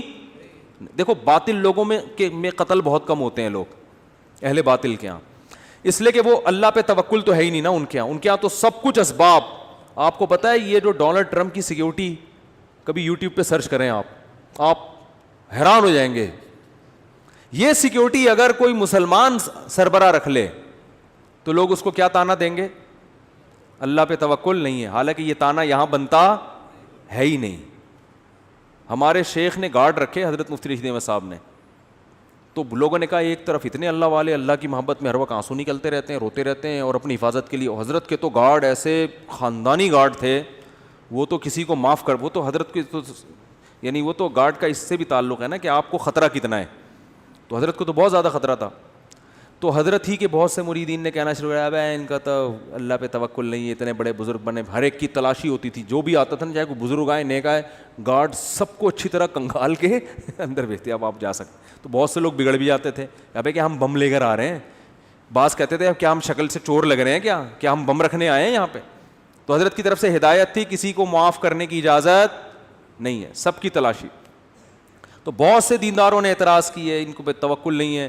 اللہ کی قدرت, ایک حملہ ہو گیا مدرسے پر. یہ بات ہے 94-95 کی. ہم بھی مدرسے میں نیچے سو رہے تھے, کچھ دہشت گرد مدرسے میں گھسے. گارڈ نے بہادری کی ہے, وہ مورچے سے اتر کے اس نے چھلانگ لگائی, ریپیٹر سے پورا برس فائر کیا, پورا برس اس کے پیٹ میں, وہ تو وہیں شہید ہو گیا. لیکن اس کی بہادری سے فائدہ یہ ہوا کہ وہ جتنے دہشت گرد تھے وہ مدرسے کے اندر داخل نہیں ہو سکے. ورنہ آج میں یہاں ممبر پہ بیٹھ کے بیان نہیں کر رہا ہوتا, کیونکہ ان کا تو ہدف تھا گولیاں ہمارے اوپر سے گئیں, ہم لیٹے ہوئے تھے, ہمارے اوپر سے گولیاں جا رہی تھیں, مسجد میں سو رہے تھے. تو جو دہشت گردوں نے کارروائی کی نا, ان کی گولیاں ہمارے اوپر سے گئی ہیں. تو جب ہم اٹھے ہیں تو وہ بھاگ چکے تھے, کیونکہ اس نے گارڈ نے ایسی بہادری دکھائی کہ وہ جان پہ کھیل گیا, خود تو شہید ہو گیا اور لیکن اس نے ان سب کو بھگا دیا. تو اس کے بعد وہ جو باتیں کرتے تھے نا الٹی, انہوں نے کہا یار اچھا ہوا انہوں نے گارڈ رکھے ہوئے تھے, ورنہ تو آج تو سارے ہی گئے تھے. تو حضرت کو اتنا غصہ آیا, حضرت نے فرمایا غنیمت ہے, سمجھ میں آ گیا, ایک بندے کو شہید کروا کے بات سمجھ میں آ گئی, لیکن شکر ہے. تو حضرت فرماتے تھے یہ کون سی عقل مندی ہے کہ ایک بندہ کو شہید کروانے کے بعد بات سمجھ میں آئے. عقل مندی تو یہ ہے کہ کام سے پہلے بات سمجھ میں آ جائے. پھر حضرت نے فرمایا, حضرت مولانا یوسف دھیانوی شہید رحمۃ اللہ علیہ, اتنے بڑے بزرگ, اتنے بڑے عالم, ان کی محنتیں ہوتی ہیں, پوری جوانی علم حاصل کیا ہوتا ہے, اتنی یہ ایسی شخصیتیں غیروں کے پاس ہوتی نا تو آپ دیکھو وہ کتنی قدر کرتے ہیں ان کی. گورا اپنے سائنسدانوں کی کتنی قدر کرتا ہے. گورے کو پتا ہو کہ یہ ہمارا قیمتی سرمایہ ہے. اچھا مجھے ایک بات بتاؤ, آرمی کا کوئی بہت بڑا آفیسر ایسے ہی سول ڈریس میں ایسے ہی گھوم رہا ہو اور کوئی گارڈ وارڈ نہ ہو, آرمی چھوڑے گی اس کو؟ آرمی بولے گی بھائی تم پہ خرچہ ہوا ہے, تم اگر شہید ہو گئے نا تم تو جنت میں جاؤ گے, ہماری ایسی کی تیسی ہو جائے گی, ہم نے ٹریننگ کی ہے, لاکھوں روپے خرچ کیے. ایک آرمی کے آفیسر آئے تھے ملنے کے لیے, وہ پتہ نہیں SSG کمانڈو تھے کیا تھے. تو ہمارے دوست نے مجھے بھی انوائٹ کر لیا, اس نے ان کی دعوت کی تھی, مجھے بھی انوائٹ کیا. تو وہ پائے وائے پکے تھے, وہ نہیں کھا رہے تھے, کوئی پائے تھے یا کیا, کوئی ایسی خوراک تھی جو فل آف کولیسٹرول ہوتی ہے, تو وہ نہیں کھا رہے تھے. تو ہمارے دوست نے ان سے پوچھا آپ کی, انہوں نے کہا یار ہماری ٹریننگ پہ صحت پہ اتنے لاکھوں روپے خرچ ہوئے ہیں, میں پائے کھا کے حکومت کا وہ پیسہ ضائع نہیں کرنا چاہتا. میں کھانے پینے میں احتیاط, یا تو پہلے کھانا کھا چکے تھے, ڈبل کھانا تھا, کیا تھا, مجھے تو واقعے کا اصل مغز یاد رہ جاتا ہے, پوری تفصیل یاد نہیں رہتی. تو میں نے کہا بندہ خاندانی ہے. بندہ کیا ہے؟ حکومت کے پیسے سب نہیں ہے خاندانی, ہر طرح کے لوگ ہوتے ہیں, فوج میں بھی ہر جگہ, تو کھا بھی رہے ہوتے ہیں کہ آ جاؤ, حکومت کا پیسہ ہے نا, پھر تو ڈبل کھانا ہے. ٹھیک ہے نا. اچھے بھی ہوتے ہیں, ہر طرح ہر طبقے میں اچھے برے سب طرح کے لوگ ہوتے ہیں, تو وہ بڑے خاندانی تھے. بریگیڈیئر کے رینک کے آدمی تھے, انہوں نے کہا میں نہیں کھاؤں گا, اتنا خرچہ تھی, بڑی ٹائٹ خاندانی قسم کی فٹنس. تو یہ انسان کے عقل مند ہونے کی علامت ہوتی ہے, کوئی سیکیورٹی کا انتظام نہیں. تو یہ ہمارے دینداروں میں ایک بہت بڑا فالٹ ہے, وہ اس کو توکل سمجھتے ہیں, حالانکہ یہ توکل نہیں ہے. قرآن نے کیوں کہا ادعوا لہم ما استطعتم من قوہ, قوت اختیار کرو, الا ان القوۃ الرمی, آپ نے فرمایا قوت سے مراد تیر اندازی ہے, تیر اندازی سیکھو. تو خلافت عثمانیہ جو قائم ہوئی ہے, محمد بن فاتح نے دنیا کی سب سے بڑی توپ بنوائی اپنے سائنسدانوں سے, اس کے بعد اس قلعے پہ حملہ کیا. اس کو پتا تھا یہ غلیلوں سے فتح ہونے والا نہیں ہے, نہیں ٹوٹیں گی. بہت دنیا کی سب سے بڑی توپ اس وقت کی بنائی تھی اس نے کہا اس کے بعد حملہ ہوگا تو ہٹو بچوں ہوگا کام. تو یہ اسباب کے ساتھ اللہ نے دنیا کو جوڑ دیا ہے. ہاں مسلمان اسباب اختیار کرتا ہے, نظر اسباب پہ نہیں رکھتا. اسے وہ بہاری بھائی کا مقولہ ہر وقت یاد رہتا ہے کہ اگر انسان کی شامت آتی ہے تو اونٹ پہ بیٹھے ہوئے آدمی کو بھی کتا کاٹ لیتا. ہمارے ایک دوست بہاری تھے, باتیں بڑی کرتے تھے, تو وہ کہتے تھے کہ دیکھو جب انسان کی شامت آتی ہے تو اونٹ پہ بیٹھے ہوئے آدمی کو بھی کتا, حالانکہ کتے کے لیے وہاں جانا آسان کام نہیں ہے, کنوینس کا مسئلہ ہے بھائی, اس کو تو پوری رینٹ پہ گاڑی لینی پڑے گی. تو جب موت آتی ہے تو کتا کاٹ لیتا ہے. تو جب آنی ہوتی ہے میرے بھائی تو پھر تو 20 گارڈ بھی ہوں, گارڈ ہی دشمن بن کے مار دیتا ہے. جب آنی ہوتی ہے تو آپ صحت کا جتنا مرضی خیال کرو, ایک چھوٹا سا وائرس آپ کی ناک میں داخل ہو کر آپ کی ایسی کی تیسی کر دیتا ہے. ایک کینسر کے اسپیشلسٹ تھے, انہوں نے بتایا کہ بعض دفعہ ایک ایسے آدمی کو کینسر ہوتا ہے جس کے کینسر ہونے کا دور کا امکان نہیں ہوتا. میڈیکل سائنس حیران ہوتی ہے اس آدمی کو کینسر ہو کیسے گیا. تو اللہ سے تو نہیں لڑ سکتے, لیکن عام طور پہ ایسا ہوتا نہیں ہے. عام طور پر قانون یہی ہے کہ جو حفاظت کرے گا اس کی حفاظت ہوگی, جو صحت کا خیال کرے گا اس کی صحت ٹھیک رہے گی, جو پیسہ کمانے کے لیے محنت کرے گا اللہ اس کو پیسہ دے گا, جو پڑھائی پہ محنت کرے گا آگے نکلے گا. ایسے ایسے پاکستانی یا یو ایس اے یو کے میں جنہوں نے, یہاں بلوچ ایک لڑکا بھی, اس کی معلومات مجھے ہوئی, میں انشاءاللہ پوری ڈیٹیل لے کے آپ کو اس کے بارے میں انشاءاللہ بتاؤں گا, کہ بلوچستان میں پیدا ہوا, اردو بھی نہیں آتی تھی. اس نے ایک عزم بنایا کہ یار میں نے یہاں تک پہنچنا ہے, اور آج امریکہ میں بیٹھا ہوا ہے. وہ امریکن گورنمنٹ اس کو بڑا پروٹوکول دے رہی ہے, اتنی ترقی کی اس نے. تو بیٹھے بیٹھے مکھنچوؤں کی طرح یہ والا وظیفہ پڑھ لو, وہ والا وظیفہ پڑھ لو, فلاں کی جس طرف کے ہاتھ رکھوا لو, استخارہ نکالو. استخارہ سب سے آخری حل مسلمان کے پاس کیا ہے, استخارہ نکالو. اگر استخارے میں یہ نکلا ہے تو اس کا مطلب تم اب A1 گریڈ سے پاس ہو جاؤ. استخارے میں یہ نکل آیا, گئے کام سے. خواب میں نیلا آ گیا, یہ ہو گیا, پیلا آ گیا, یہ ہو گیا, گلابی آ گیا, یہ ہو گیا. خوابوں کی دنیا سے ٹھیک ہے, خواب بھی نبوت کا ایک حصہ ہے, تو پہلے اپنی ذمہ داری پوری کر لو, پھر اچھا خواب آ جائے تو چلو اللہ کی طرف سے بھی تسلی مل رہی ہے. وہ ایک خاتون کا واقعہ میں سناتا ہوں نا, مجھے کہنے لگی میرے بھائی کا انتقال ہو گیا, مجھے خواب آیا کہ وہ اچھی حالت میں ہے. میں نے کہا چلے اللہ سے امید کی جا سکتی ہے. کہنے لگی بہت نیک تھا, اتنا نیک مفتی صاحب کیا بتاؤں. اچھا, میں نے کہا ماشاء اللہ. میں نے کہا نماز پڑھتے ہیں؟ نہیں, نماز تو کبھی نہیں پڑھی بیچارے نے. میں نے کہا پھر تو واقعی بہت نیک تھا. اور میں نے کہا یہ خواب پہ پھر بھروسہ نہ کریں, یہ اپنا تخیل بھی ہو سکتا ہے. بعض دفعہ آپ کے ذہن میں ایک شخص نیک ہوتا ہے تو وہ خوابوں میں اچھا ہی آ رہا ہوتا ہے. جس کو جس سے نفرت ہوتی ہے نا, خواب میں وہ چڑیل کی شکل میں آتا ہے. حقیقت ہے. کبھی ساس کو بہو خواب میں اچھی کنڈیشن میں نظر نہیں آئی ہوگی, اور کسی بہو کو آج تک ساس خواب میں سفید کپڑوں میں نظر نہیں آئی ہوگی. آپ تجزیہ کر کے دیکھ لیں, کوئی ایسی مارکیٹ میں بہو نہیں ملے گی جو کہے مجھے میری خواب میں میری ساس آئی اور سفید لباس میں خوشبو کے عطر میں ڈوبی ہوئی. کبھی ہوتا ہے؟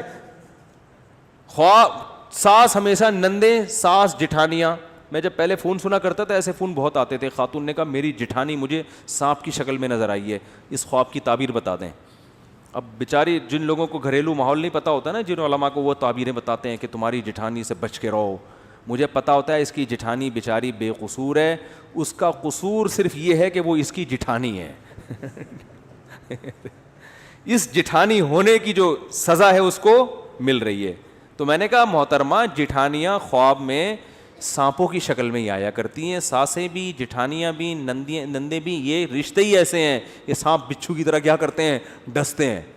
تو اس کو خواب کو اگنور کر دیں, آپ کی جٹھانی انشاءاللہ آپ کو کچھ بھی نہیں کرے گی, بے فکر رہیں آپ. وہ کہتی نہیں اس کی تعبیر, میں کہ تعبیر ہے ہی نہیں تو کہاں سے بتا دوں میں اس کی, بلا وجہ تعبیر, بلا وجہ. تو مسلمانوں کو خوابوں کی دنیا سے میرے بھائی استخاروں کی دنیا سے نکلنا پڑے گا. استخارہ جو سنت ہے وہ یہ نہیں ہے جو آپ کر رہے ہیں, وہ یہ ہے کہ کام پورا, ذمہ داری پوری کی, اسباب مکمل اختیار کیے, پھر اللہ کی مدد کو شامل کرنے کے لیے استخارہ کر لیا, اللہ جو بہتر ہے مقدر کر دے, کیونکہ ہوتا اللہ سے ہی ہے. ہمارا یہی ایمان ہے بھائی, ہماری محنتوں میں جان ڈالنے والا کون ہے؟ اللہ ہے. اور بچانے پر آئے گا تو آگ میں بھی بچا سکتا ہے, جیسے ابراہیم علیہ السلام کو بچایا اس نے. لیکن اس بیس پر ہم آگ میں چھلانگ لگانے کی ہمت نہیں کر سکتے کہ اللہ نے ابراہیم علیہ السلام کو بچا لیا تھا تو ہم بھی بچا لے گا, یا اس بیس پر ہم بے احتیاطی کریں. اب دیکھو خواتین بے احتیاطی کرتی ہیں, جو گھروں میں مچھروں کے لیے وہ رکھتی ہیں نا, کوائل جلاتی ہیں. میں نے خود ایک گھر میں آگ لگتے ہوئے دیکھی ہے. گھر کا سربراہ منع کرتا تھا کہ یہ کوائل جو ہے نا دور رکھا کرو آگ. اس نے مجھے خود بتایا واقعہ, کہہ رہا میں اپنے گھر والوں کو منع کرتا تھا کہ بھائی یہ کوائل دور رکھا کرو, اس سے آگ لگ سکتی ہے, سردیوں کا مہینہ ہے, رضائی وہ کہہ رہے ہیں گھر والے ماں وہ بھائی اتنی دور رکھی ہوئی ہے, لحاف وہاں تک نہیں پہنچ سکتا, اس طرح کے. حالانکہ سوتے میں کچھ بھی ہو سکتا ہے, لحاف کھسک کے وہاں تک جا سکتا ہے. رسک کتنا بڑا ہے, اگر چلا گیا تو کیا ہوگا؟ نہیں جی, گھر میں آگ لگ گئی. اس سوتے ہوئے میں بچے نے کہیں لحاف اٹھا کے پھینکا ہوگا, اس کو گرمی لگ رہی ہوگی, کیا ہوگا؟ روئی میں ذرا سی آگ لگی ہے, ہوتے ہوتے ہوتے پورا کمرہ آگ سے بھر گیا. خیر بچ گئے وہ, الحمدللہ مرے نہیں, بھاگ گئے. لیکن یہ نبی صلی اللہ علیہ وسلم نے کیا فرمایا کہ رات کو چراغ گل کر کے سو, چراغ بجھا کے سو. فَإِنَّ الْفُوَيْسِقَةَ تَضْرِمُ النَّارَ عَلَىٰ أَهْلِهَا. کس قدر احتیاط ہے, صحیح حدیث ہے. یہ نہیں فرمایا کہ بھئی وہ چراغ کی وہ بتی جل رہی ہوگی تو تمہارا لحاف کھسک کے وہاں تک جا سکتا ہے, نا نا نا نا. فرمایا اس بات کا امکان ہے کوئی چوہا نکلے رات کو اور وہ چراغ کو کیا کر دے, گرا دے, اور اس سے آئل پھیل جائے گا نا, اس میں آگ پھیل جائے گی. اس چوہے کا امکان کتنے فیصد ہوتا ہے گھر میں؟ 1% بھی امکان نہیں ہوتا, 0.001% ہوتا ہے. لیکن آپ صلی اللہ علیہ وسلم نے آگ سے بچنے کے لیے حکم دیا کہ رات کو آگ جلنے نہ دو, کیونکہ آپ سو رہے ہو, غفلت میں ہو, کچھ بھی ہو سکتا ہے بتائے بغیر. ارے بھائی کون آئے گا, گھر میں تالا ہے, کون بندہ آ کے آگ لگائے گا؟ فرمایا چوہا تو آ سکتا ہے نا, کسی کھڑکی سے کہیں سے بھی چوہا آیا وہ بجھا دے گا, وہ گرا دے گا آگ کو. کتنے لوگ جنریٹر اسٹارٹ کرتے ہوئے مر چکے ہیں, دیکھا نہیں آپ نے؟ کتنے لوگ گیس کی وجہ سے مر چکے ہیں. کوئٹہ میں کیا ہوتا ہے, چاروں طرف سے کمرہ بند کیا, اب تو دوسرے چولہے آ گئے ہیں, تو وہ گیس کھلی رہ گئی اور صبح سب کا انا للہ, سارے مرے پڑے ہیں. بھائی آپ کو پتا ہے جب گیس کی لوڈ شیڈنگ ہو سکتی ہے تو عین ممکن ہے رات کو لوڈ شیڈنگ ہو اور چولہے میں گیس آنا بند ہو جائے اور چولہا بند ہو جائے. پھر جیسے ہی گیس آئے گی تو وہ خالی گیس نکلنا شروع ہوگی کہ نہیں ہوگی؟ لیکن یہ تسلی کر کے بیٹھے ہوئے ہیں کہ چونکہ ایک ہفتے سے رات کو گیس گئی نہیں ہے لہذا آج بھی گیس, اور تسلی سے سو جاتے ہیں. تو وہ تو ممکن ہے, پھر تو موت کا امکان ہے. تو نہ زندگی موت سے بچنے کی احتیاطوں پر عمل ہو رہا ہے, نہ صحت کی احتیاطوں پر عمل ہو رہا ہے, نہ پڑھائی میں کوئی دلچسپی لی جا رہی ہے کامیابی کے لیے. مکھنچو ترین یعنی جو شخص ہوگا نا وہ دینداری کا لیبل لگا کے گھوم رہا ہوگا.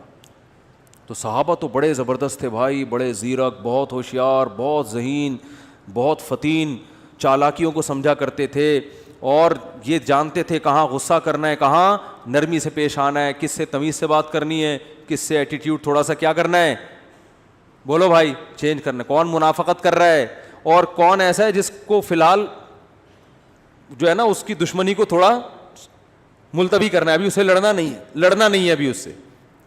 تو بہت ذہانت کے ساتھ, بہت ہوشیاری کے ساتھ صحابہ نے زندگی گزاری ہے. تبھی رسول اللہ صلی اللہ علیہ وسلم نے فرمایا لا یلدغ المؤمن من جوہر مرتین, مومن ایک سوراخ سے دوسری دفعہ ڈسا نہیں جاتا. ایک دفعہ آپ کو کسی نے الو بنا دیا, قیامت تک وہ شخص دوبارہ آپ کو الو نہیں بنا سکتا.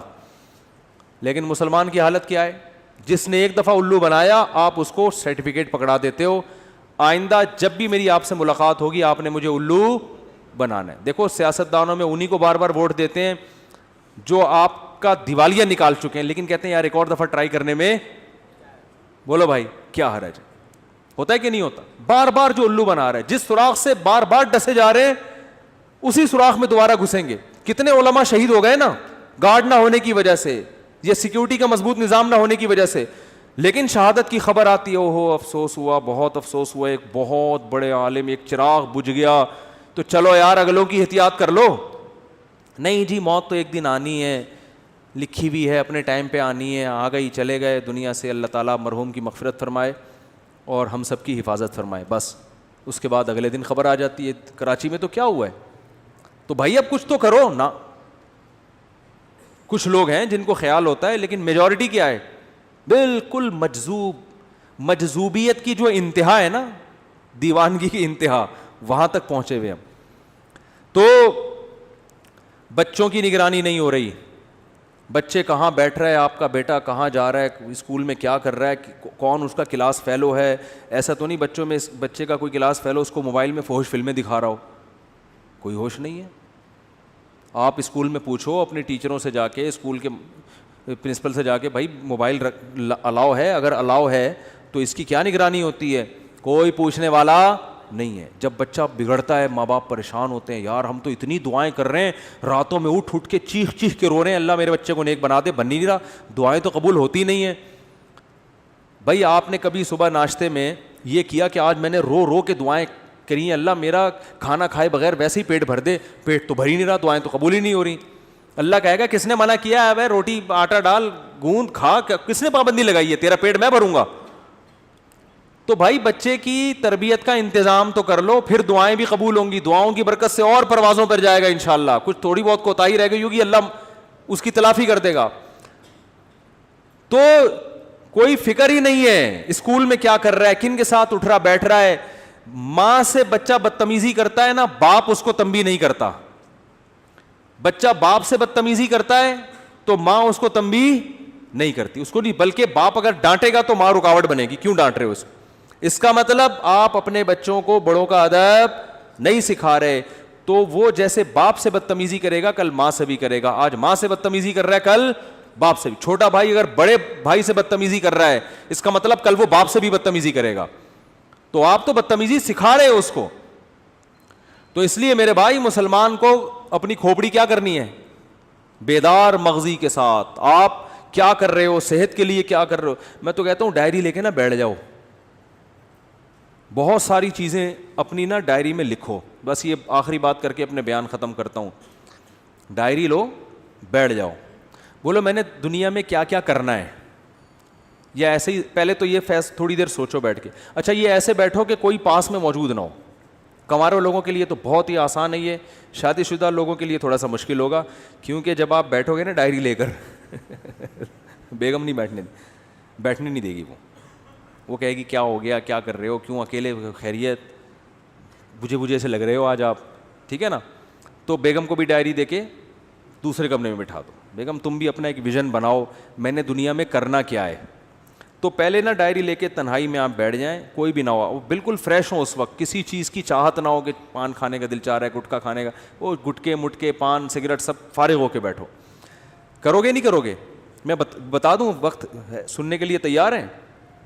ڈائری لے کے آپ بیٹھ جائیں اور پھر آپ کہیں یار میں نے دنیا میں کرنا کیا ہے. ایسے ہی جیسے میری زندگی گزر رہی ہے، ٹھیک ہے، بالکل اسی طرح زندگی گزارنی ہے یا کچھ کرنا ہے. تو آپ کو بہت سارے شعبے نظر آئیں گے جس میں آپ کو سرسری غور سے معلوم ہوگا کہ یار ان شعبوں میں مجھے آگے، بولو بھائی، بڑھنا ہے. کچھ تو کامن چیزیں ہیں وہ میں جو سب کے لیے وہ میں بتا دیتا ہوں. کچھ چیزیں تو آپ کی پرسنل ہوں گی، یار میں نے یہ بھی کرنا ہے، وہ میں نہیں، وہ تو آپ خود سوچو گے. کچھ چیزیں تو ایسی ہیں جو دنیا میں ہر پاگل سے پاگل آدمی کہتا ہے کہ یہ تو سب نے کرنا ہی ہے. ان میں سب سے پہلی چیز ہے صحت. ویسے تو سب سے پہلی چیز ہے اسلام، اللہ کے لیے کیا کیا، لیکن میں صحت کو اس لیے پہلے نمبر پہ کہ اسلام پر عمل بھی صحت کے بغیر ممکن، کیونکہ جب بیمار ہو گئے نا تو وہ کچھ بھی نہیں کر سکو گے پھر. تو بیمار ہونے سے پہلے صحت کی حالت میں اتنا کچھ کر لو کہ بیمار ہونے کے بعد حسرت اور افسوس نہ رہے. اس لیے میں صحت کو پہلے رکھ رہا ہوں، ورنہ پہلے تو دین ہے نا. تو سب سے پہلے آپ لکھو کہ بھائی صحت کے حوالے سے میری مستقبل میں کیا پالیسی ہے. جس طرح سے پھوڑ رہا ہوں یہی پھوڑتا رہوں، جو مرضی دعوت پہ بلا لے چلا جاؤں، جتنے مرضی کوفتے کھلا دے کھا جاؤں.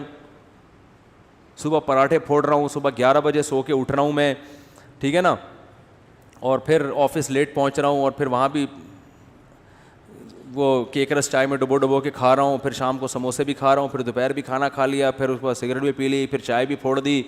اگر یہی بالکل مناسب ہے تو ٹھیک ہے, اور اگر یہ مناسب نہیں ہے تو مجھے اپنی صحت کے لیے اب کیا, بولو نا, کیا کرنا ہے؟ صرف دعاؤں پہ کام چلانا ہے, یا وظیفوں پہ کام چلانا ہے, یا اس صحت کے لیے کچھ کرنا بھی ہے؟ ہمارے نبی صلی اللہ علیہ وسلم کی صحت تو بہت اچھی تھی. آپ نے تو حضرت رکانہ کو, جو مشہور پہلوان تھے, ان کو کیا کر دیا؟ پچھاڑ دیا. آپ تو گھڑ سوار تھے, میدان جنگ میں سب سے آگے آپ صلی اللہ علیہ وسلم ہوا کرتے تھے. تو یار میں کیا, اگر آج اسلام کو ضرورت ہوئی یا کسی مظلوم یا کسی ظالم کے خلاف لڑنا ہوا, تو میں پتلی گلی سے بھاگوں گا یا وہاں کھڑا رہوں گا؟ ہمارے ایک دوست تھے, ان کے بڑے قریبی دوست تھے, کہتے ہیں میں ایک دفعہ پٹ رہا تھا تو میں نے پیچھے مڑ کے دیکھا تو میرے جو جگری دوست تھے نا, وہ ایسے غائب ہوئے جیسے پیدا ہوئے ہی نہیں اس کائنات. اور صحیح کیا, بھاگ گئے, ورنہ وہ بھی پٹتے ان کے ساتھ,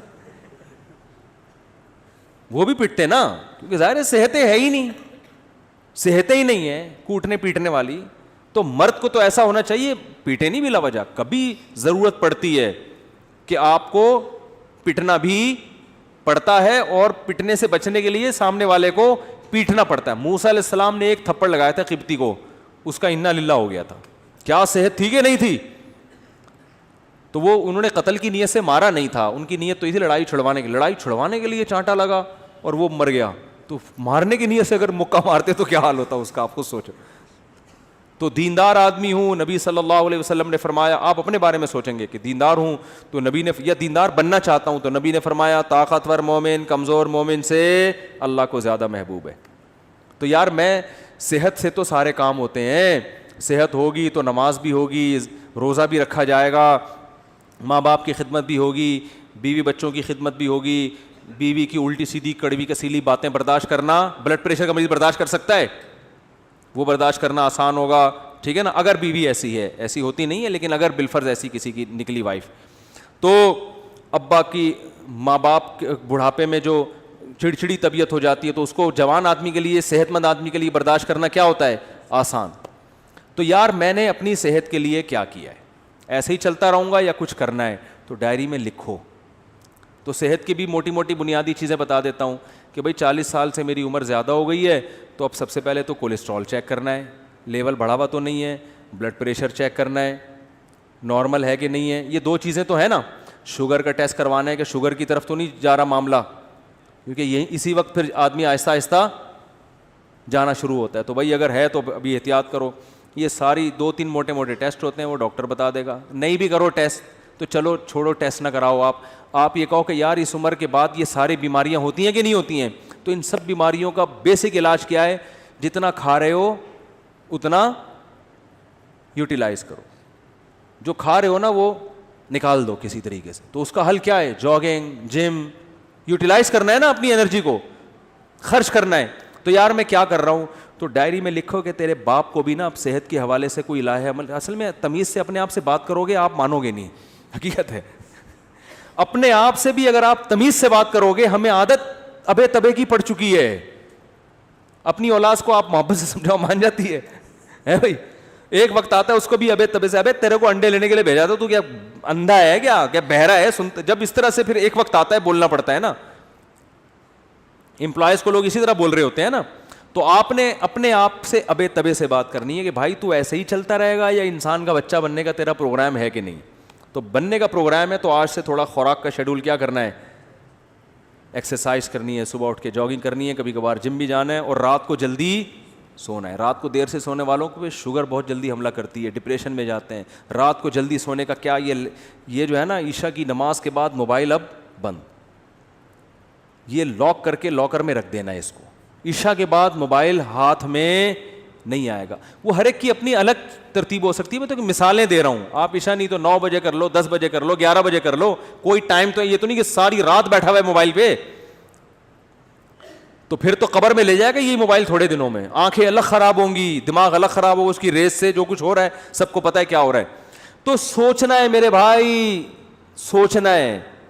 پھر آپ نے یہ سوچنا ہے کہ یار عبادت کے حوالے سے کیا کرنا ہے؟ نماز اپنے آپ کو نمازی بنانا ہی ہے, بنانا بھی ہے کہ صرف بیانات ہی سنتے رہنا ہے ساری زندگی؟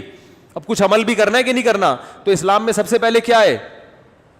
بولو نا بھائی, نماز ہے یار. تکبیر اولا کا پابند بنانا ہے, تو یار پابندی ہو نہیں رہی, سستی ہوتی ہے, تو بھائی پینلٹی لگاؤ اپنے اوپر, لکھو کہ ایک نماز ضائع ہو گئی تو اتنے روپے صدقہ کروں گا. پینلٹی لگاؤ اپنے اوپر, کچھ تو ہلو تو ٹھیک ہے نا, کچھ تو کرو بھائی. ایسے ہی تھوڑی چلنا ہے کہ یار پینلٹی لگاؤں گا, فجر قضا ہو گئی تو اتنے روپے صدقہ کروں گا, ظہر قضا ہو گئی تو اتنے روپے. اس طرح آہستہ آہستہ پھر جو ہے نماز کے علاوہ پھر کوئی کسی میں کوئی اخلاقی برائی ہے خدا نخواستہ, کوئی بد نظری کی عادت ہے, یہ کوئی اور برائی ہے, تو یار یہ برائی چھوڑنی ہے. سگریٹ کی عادت ہے, گٹکے کی عادت ہے, ابے کیا ساری زندگی سگریٹ پیتا رہے گا؟ دیکھا نہیں ہے ہر ڈبے پہ لکھا ہوتا ہے خبردار سگریٹ نوشی صحت کے لیے مضر ہے. ہر ڈبے پہ لکھا ہوتا ہے. تو کیا اندھا ہے, تجھے نظر نہیں آ رہی ہے؟ نہیں بھائی, نفس کہے گا یار میں نہیں چھوڑ سکتا, یار میں تو ایک دن نہ ملے میرے تو پاگل ہو جاتا ہوں. تو یار کسی ڈاکٹر سے رابطہ کرتے ہیں کہ ڈاکٹر صاحب میں سگریٹ چھوڑنا چاہتا ہوں, کوئی حل ہے, کوئی آسان طریقہ ہے, کسی سے مشورہ کروں, کوئی گائیڈنس لوں. ہلے تو نا, ہمت تو کرے. بہت سے ڈاکٹرز ہیں جو آپ سے سگریٹ چھڑوا دیں گے, اس کے علاج ہے, وہ آپ کو طریقہ بتائیں گے, کچھ ہمت کرنی پڑے گی. تو آہستہ آہستہ کیا ہوگا, پھر اسی طرح اپنے اس ویژن میں آپ نے کتابوں کا مطالعہ, یار اپنی نالج کو بھی کیا کرنا ہے, بڑھانا ہے. انسان کی پہچان علم سے ہوتی ہے کہ نہیں ہوتی؟ عزت علم سے ہوتی ہے. نالجیبل آدمی ہر جگہ عزت ہوتی ہے, یار اس کے پاس نالج ہے, معلومات ہیں. ڈاکٹر ذاکر نائک کو لوگ کیوں سلام کرتے ہیں؟ نالج ہے یار, حوالے ہیں. کوئی ہسٹری میں ماہر ہوتا ہے, کوئی قرآن و سنت میں ماہر ہوتا ہے, کوئی میڈیکل سائنس میں ماہر ہوتا ہے. تو بھائی اب ڈاکٹر تو ظاہر ہے جو بننا تھا وہ بن گیا. اب آپ نے کچھ کامن نالج ہے جو سب کو سیکھنا ضروری ہے. ہسٹری کے بارے میں سب کو معلومات ہونی چاہیے کہ نہیں ہونی چاہیے؟ تو یار چلو اسلامک ہسٹری پہ کتابیں پڑھنی ہے. سب سے پہلے سیرت ہے اس میں, تو آپ نے کیا کرنی ہے, کتابوں کی لسٹ بنا لینی ہے. یہ کتابیں میں نے اپنی زندگی میں 2 سال کے اندر بولو بھائی مکمل کرنی ہے. اور شروع کہاں سے کرنا ہے؟ سیرت سے. یار مفتی صاحب سے مشورہ لینا ہے کہ سیرت پر سب سے بہتر کتاب کون سی ہے. جب سیرت کی کتاب ختم ہو جائے گی تو پھر اسلامی تاریخ پڑھوں گا, ٹھیک ہے نا. پوری جب تک تاریخ ختم نہیں ہوتی چین سے نہیں بیٹھوں گا. کچھ نہ کچھ تو اپنا شیڈول دیکھنا ہے یا بھائی کہ کتنے کتاب کے صفحے روزانہ میں نے مطالعہ کرنے ہیں. سیرت کی کتاب خرید کے لے آئے, بھائی روزانہ ٹائم نکال کے اس کے 10 صفحے تو پڑھنے ہی پڑھنے ہیں. تو کچھ تو 10 نہیں تو 5 پڑھنے ہیں. پھر قرآن کی تلاوت, قرآن پورے سال گزر جاتا ہے, قرآن اٹھانے کی توفیق نہیں ملتی. روزانہ بھائی 1 پارہ تلاوت کرنا ہے, آدھا کرنا ہے. تو میں نہیں کہہ رہا کہ ایک ہی دن میں آپ بہت بڑے ولی اللہ بن جاؤ گے اور آپ ڈائری لے کے بیٹھے اور آپ کی میں انقلاب آ گیا اور آپ اگلے دن سے مطالعہ شروع ہو گیا اور صحت ہٹو بچوں, کولیسٹرول لیول ایک دم, پیٹ ویٹ توند الگ, بالکل فٹنس, اور ایسی کمر ایسی پتلی ہو گئی کہ CID والے بھی تلاش کر رہے ہیں تو ان کو کمر نظر نہیں آ رہی. ایک دن میں نہیں ہو جائے گا, لیکن جب اس طرح سے بیٹھنا سیکھو گے نا تو 1 دن 2 دن 3-4 دن تو صرف خواری کے علاوہ کچھ بھی حاصل نہیں ہوگا. ڈائری ڈھونڈنے میں ہی 1 دن تو گزر جائے گا, ٹھیک ہے. دوسرا دن پین کہاں گیا اس میں گزرے گا. تیسرا دن وہ پین رگڑ کے دیکھنے چل ہی نہیں رہا کم بخت.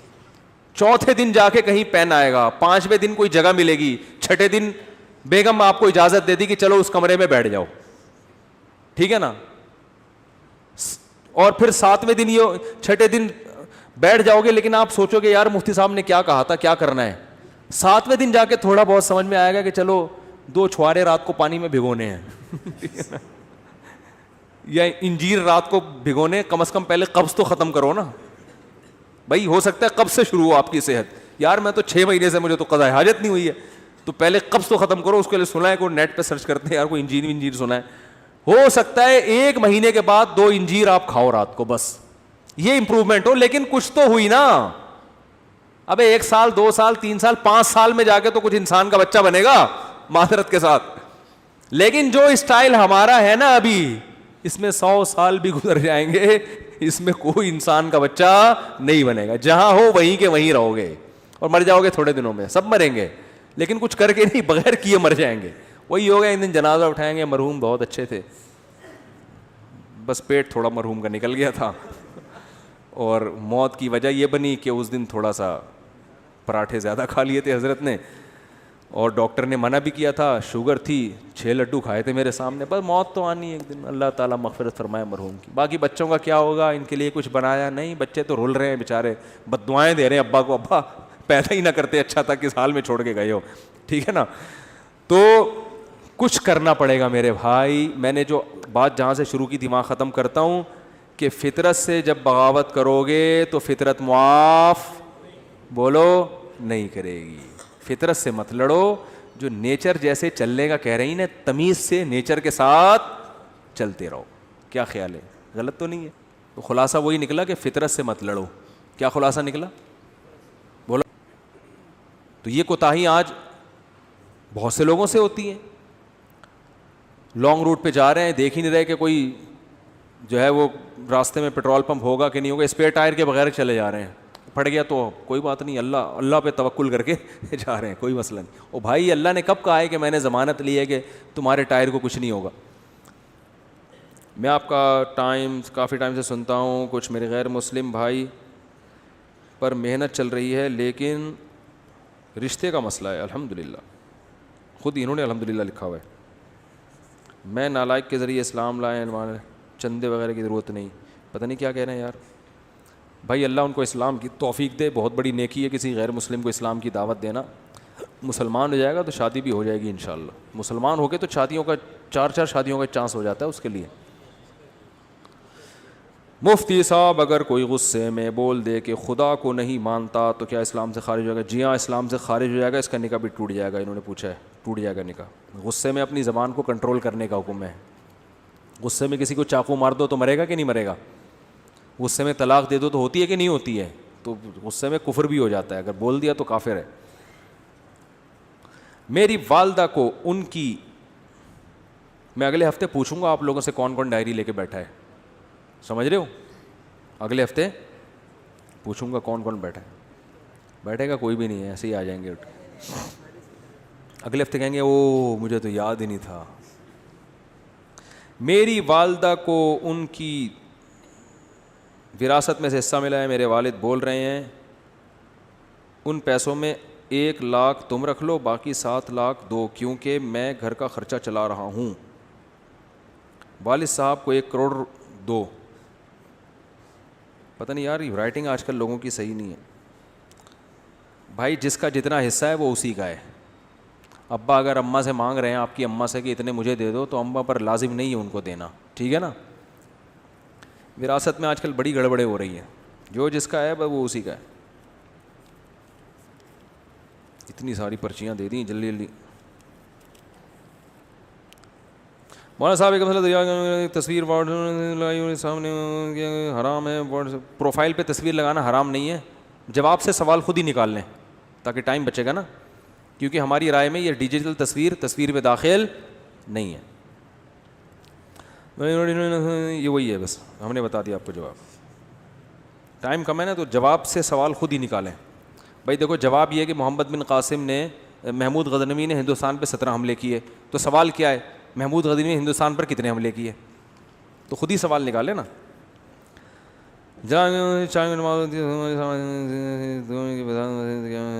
نئی مسجد میں دوسری جماعت ہماری رائے میں ٹھیک نہیں ہے. کمپنی میں نماز پڑھنا جائز ہے؟ ہاں, کمپنی میں پڑھ سکتے ہیں. مفتی صاحب ہماری کمپنی میں ایک, ابے بھائی یہ فرقہ وارانہ سوال نہ پوچھا کرو یار. آج کل ایک مسئلہ بہت کچھ کر رہے ہیں, وہ یہ کہ داڑھی رکھنے والے کو لوگ مولوی سمجھتے ہیں, اور لوگ اس کے خلاف ایک بیان ریکارڈ, آپ اس کے خلاف ایک بیان ریکارڈ کروائیں کہ ہر داڑھی والا مولوی نہیں ہوتا, اور ان میں مثالوں کے ساتھ فرق واضح فرمائیں. یہ کوئی معاشرتی علوم کا پرچہ لگ رہا ہے مجھے. کہہ رہے ہیں ان میں مثالوں کے ساتھ فرق واضح فرمائیں. ہوتا ہے نا 3 سوال ہیں اور ایک کی ایک مثال لکھنی ہے. ایک مثال کے 5 نمبر ہیں اور سوال کے جواب کے 20 نمبر ہیں.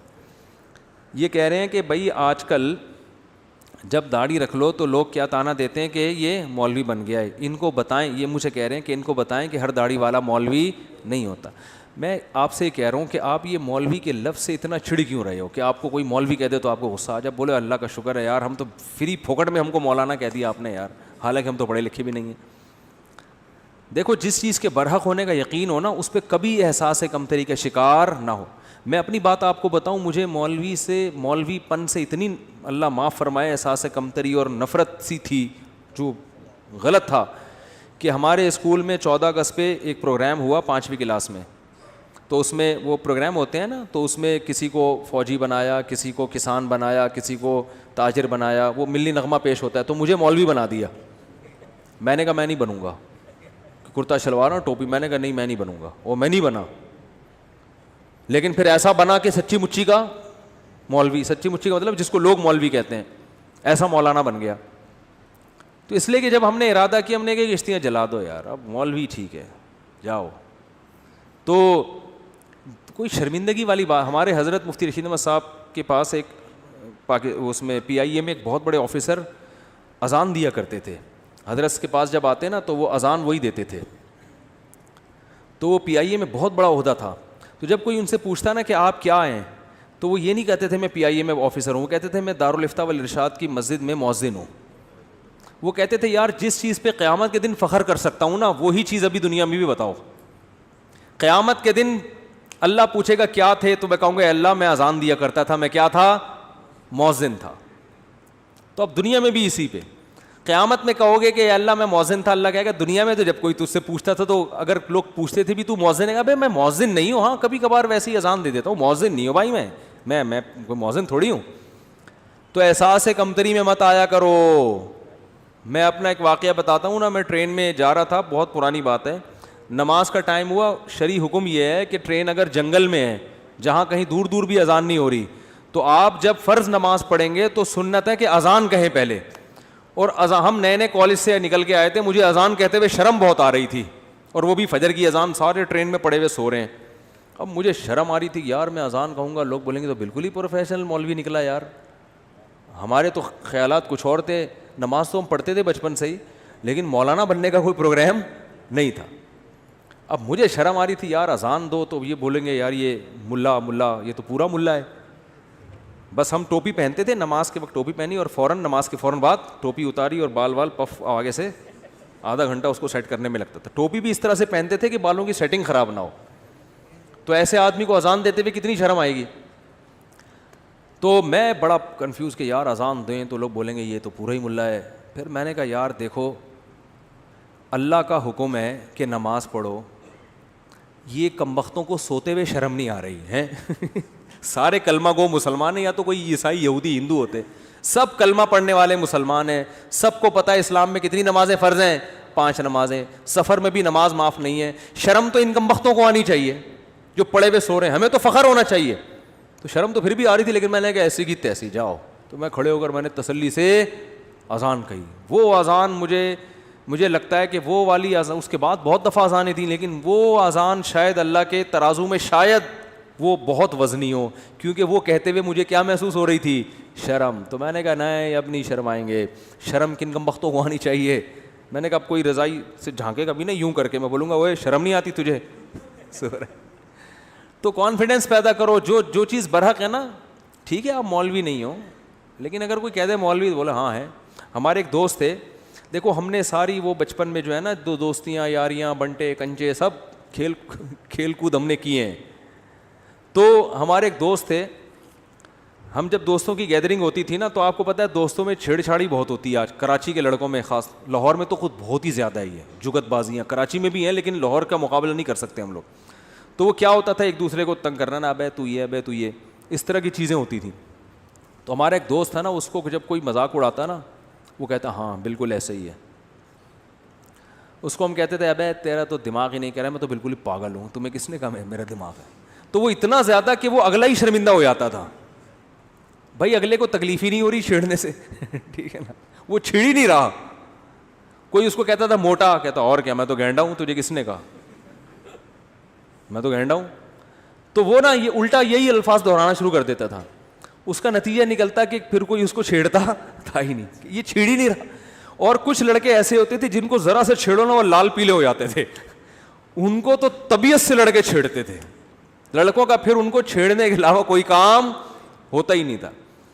تو وہ ایک لڑکا اس میں تھا جو اس بیچارے کا قد تھوڑا چھوٹا تھا, اللہ معاف فرمائے یہ جائز نہیں ایسے کرنا, لیکن لڑکوں کو کہاں جائز ناجائز دیکھتے ہیں. تو اس کو نا ایک لڑکے نے چھیڑا, کہ ابے تو ٹھیک نا. اس کو غصہ آیا نا, غصہ آ کے نا یوں ہلتا تھا وہ, تو کہتے ہیں ابے اس کا مطلب اعصابی کمزوری بھی ہے. ٹھیک, غصہ بھی جلدی آتا ہے.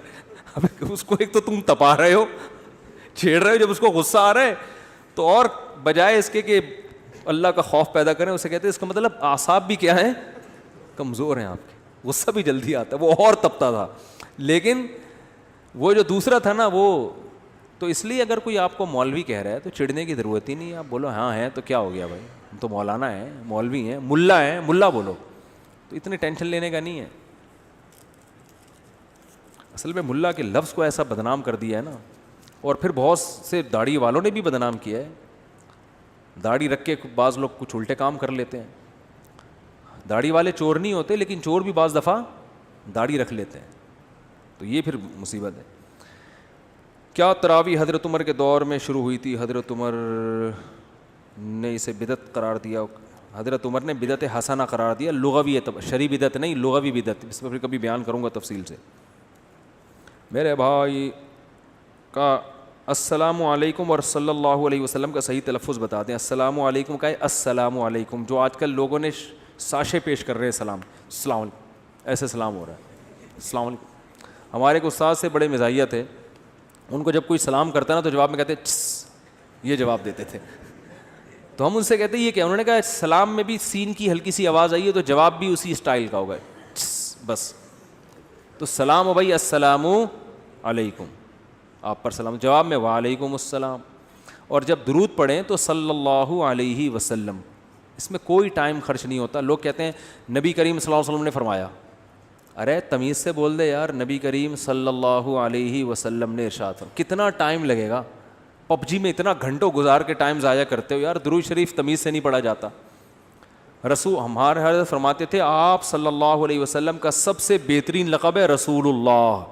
میں اکثر بیان میں دیکھتا ہوں, بولتا ہوں رسول اللہ صلی اللہ علیہ وسلم نے فرمایا, کیونکہ نبی کا جو ہے نا اس سے بہتر کوئی عہدہ ہے نہیں کہ آپ اللہ کے کیا ہیں, رسول ہیں, اللہ کے نمائندے. تو سب سے پیارا لفظ کیا ہے, رسول اللہ صلی اللہ علیہ وسلم. تو تمیز سے بولا کریں, شارٹ کٹ نہ مارے کریں, رسول اللہ آپ صلی اللہ علیہ وسلم نے فرمایا, یوں بول رہے ہوتے ہیں لوگ. جیسے میں سوال پڑھتا ہوں نا ایسے لوگ درود پڑھتے ہیں. تو بھائی یہ تمیز سے سلام پڑھا کریں, لکھا بھی کریں. حضرت ابو بکر نے مسیلمہ کذاب کو اس لیے قتل کیا کیونکہ وہ صحابہ کرام اور مدینہ پر حملہ کرنے لگا تھا.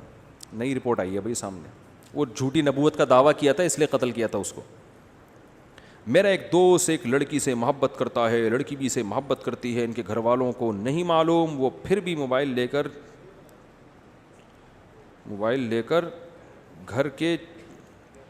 گھر میں چھپ کے اس طرح باتیں کرتی ہے. اچھا 1 بجے سے پورا ٹائم لکھا ہوا ہے بھائی, اور دوست کو سمجھاؤ غلط ہے, اللہ کے بندو غلط ہے, نکاح کا پیغام بھیجو, مان جائیں ٹھیک ہے, نہیں تو کہیں اور. یہ اس طرح سے موبائلوں پہ باتیں کرنا, اپنی صحت بھی برباد ہوگی, ٹائم بھی برباد ہوگا, کچھ بھی حاصل نہیں ہوگا.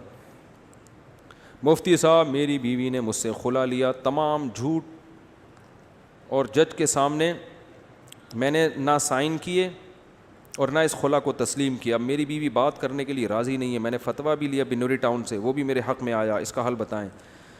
بھائی جب آپ نے فتویٰ بھی لے لیا, آپ کے حق میں فتویٰ بھی آ گیا کہ یہ خلا صحیح نہیں ہے, تو پھر آپ کی بیوی ہے وہ. اب مفتی تو اس سے زیادہ کچھ نہیں کر سکتا نا, مفتی اپنی بیوی پہ کنٹرول نہیں ہے آج کل.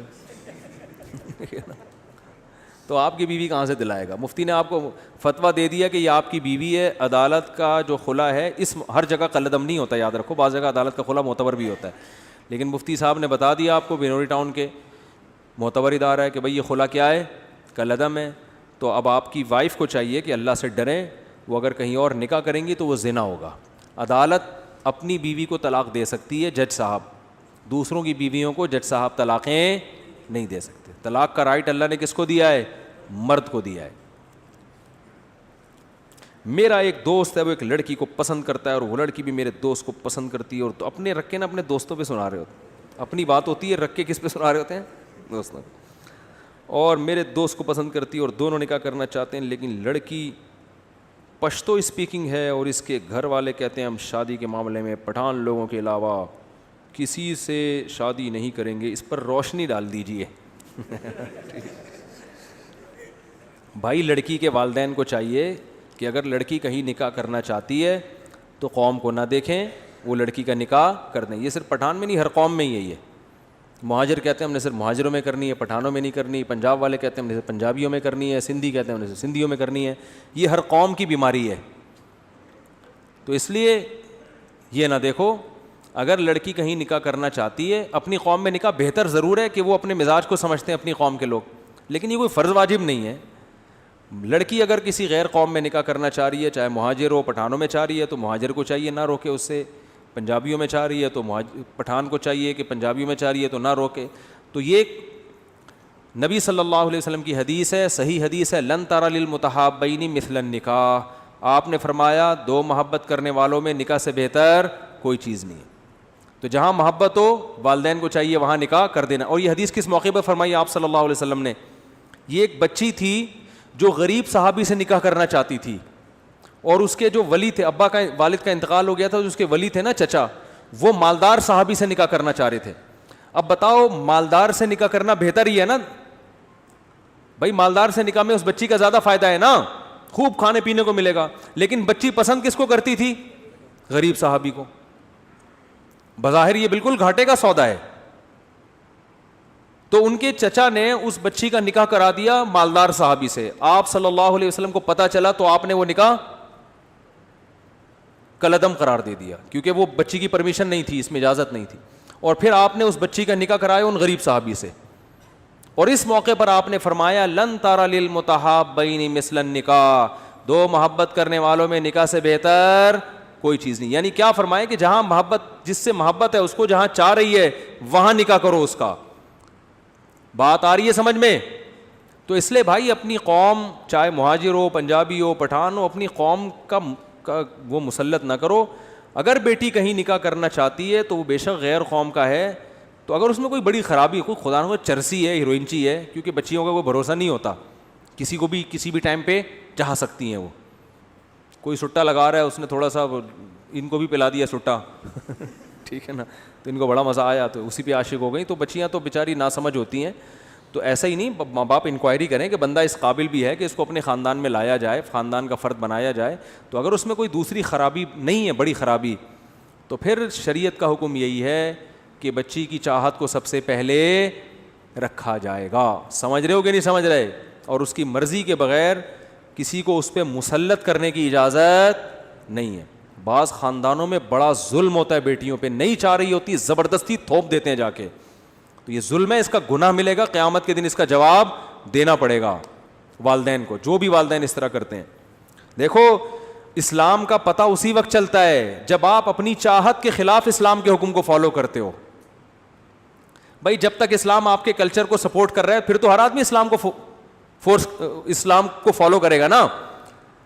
بھائی اسلام میرے کلچر کو اگر کو سپورٹ کر رہا ہے, بھائی ہمارے ہاں کلچر کیا ہے, ولیمہ ہم سب کرتے ہیں نا, تو اسلام بھی کہتا ہے ولیمہ کرو, تو پھر سارے ہی کر رہے ہیں.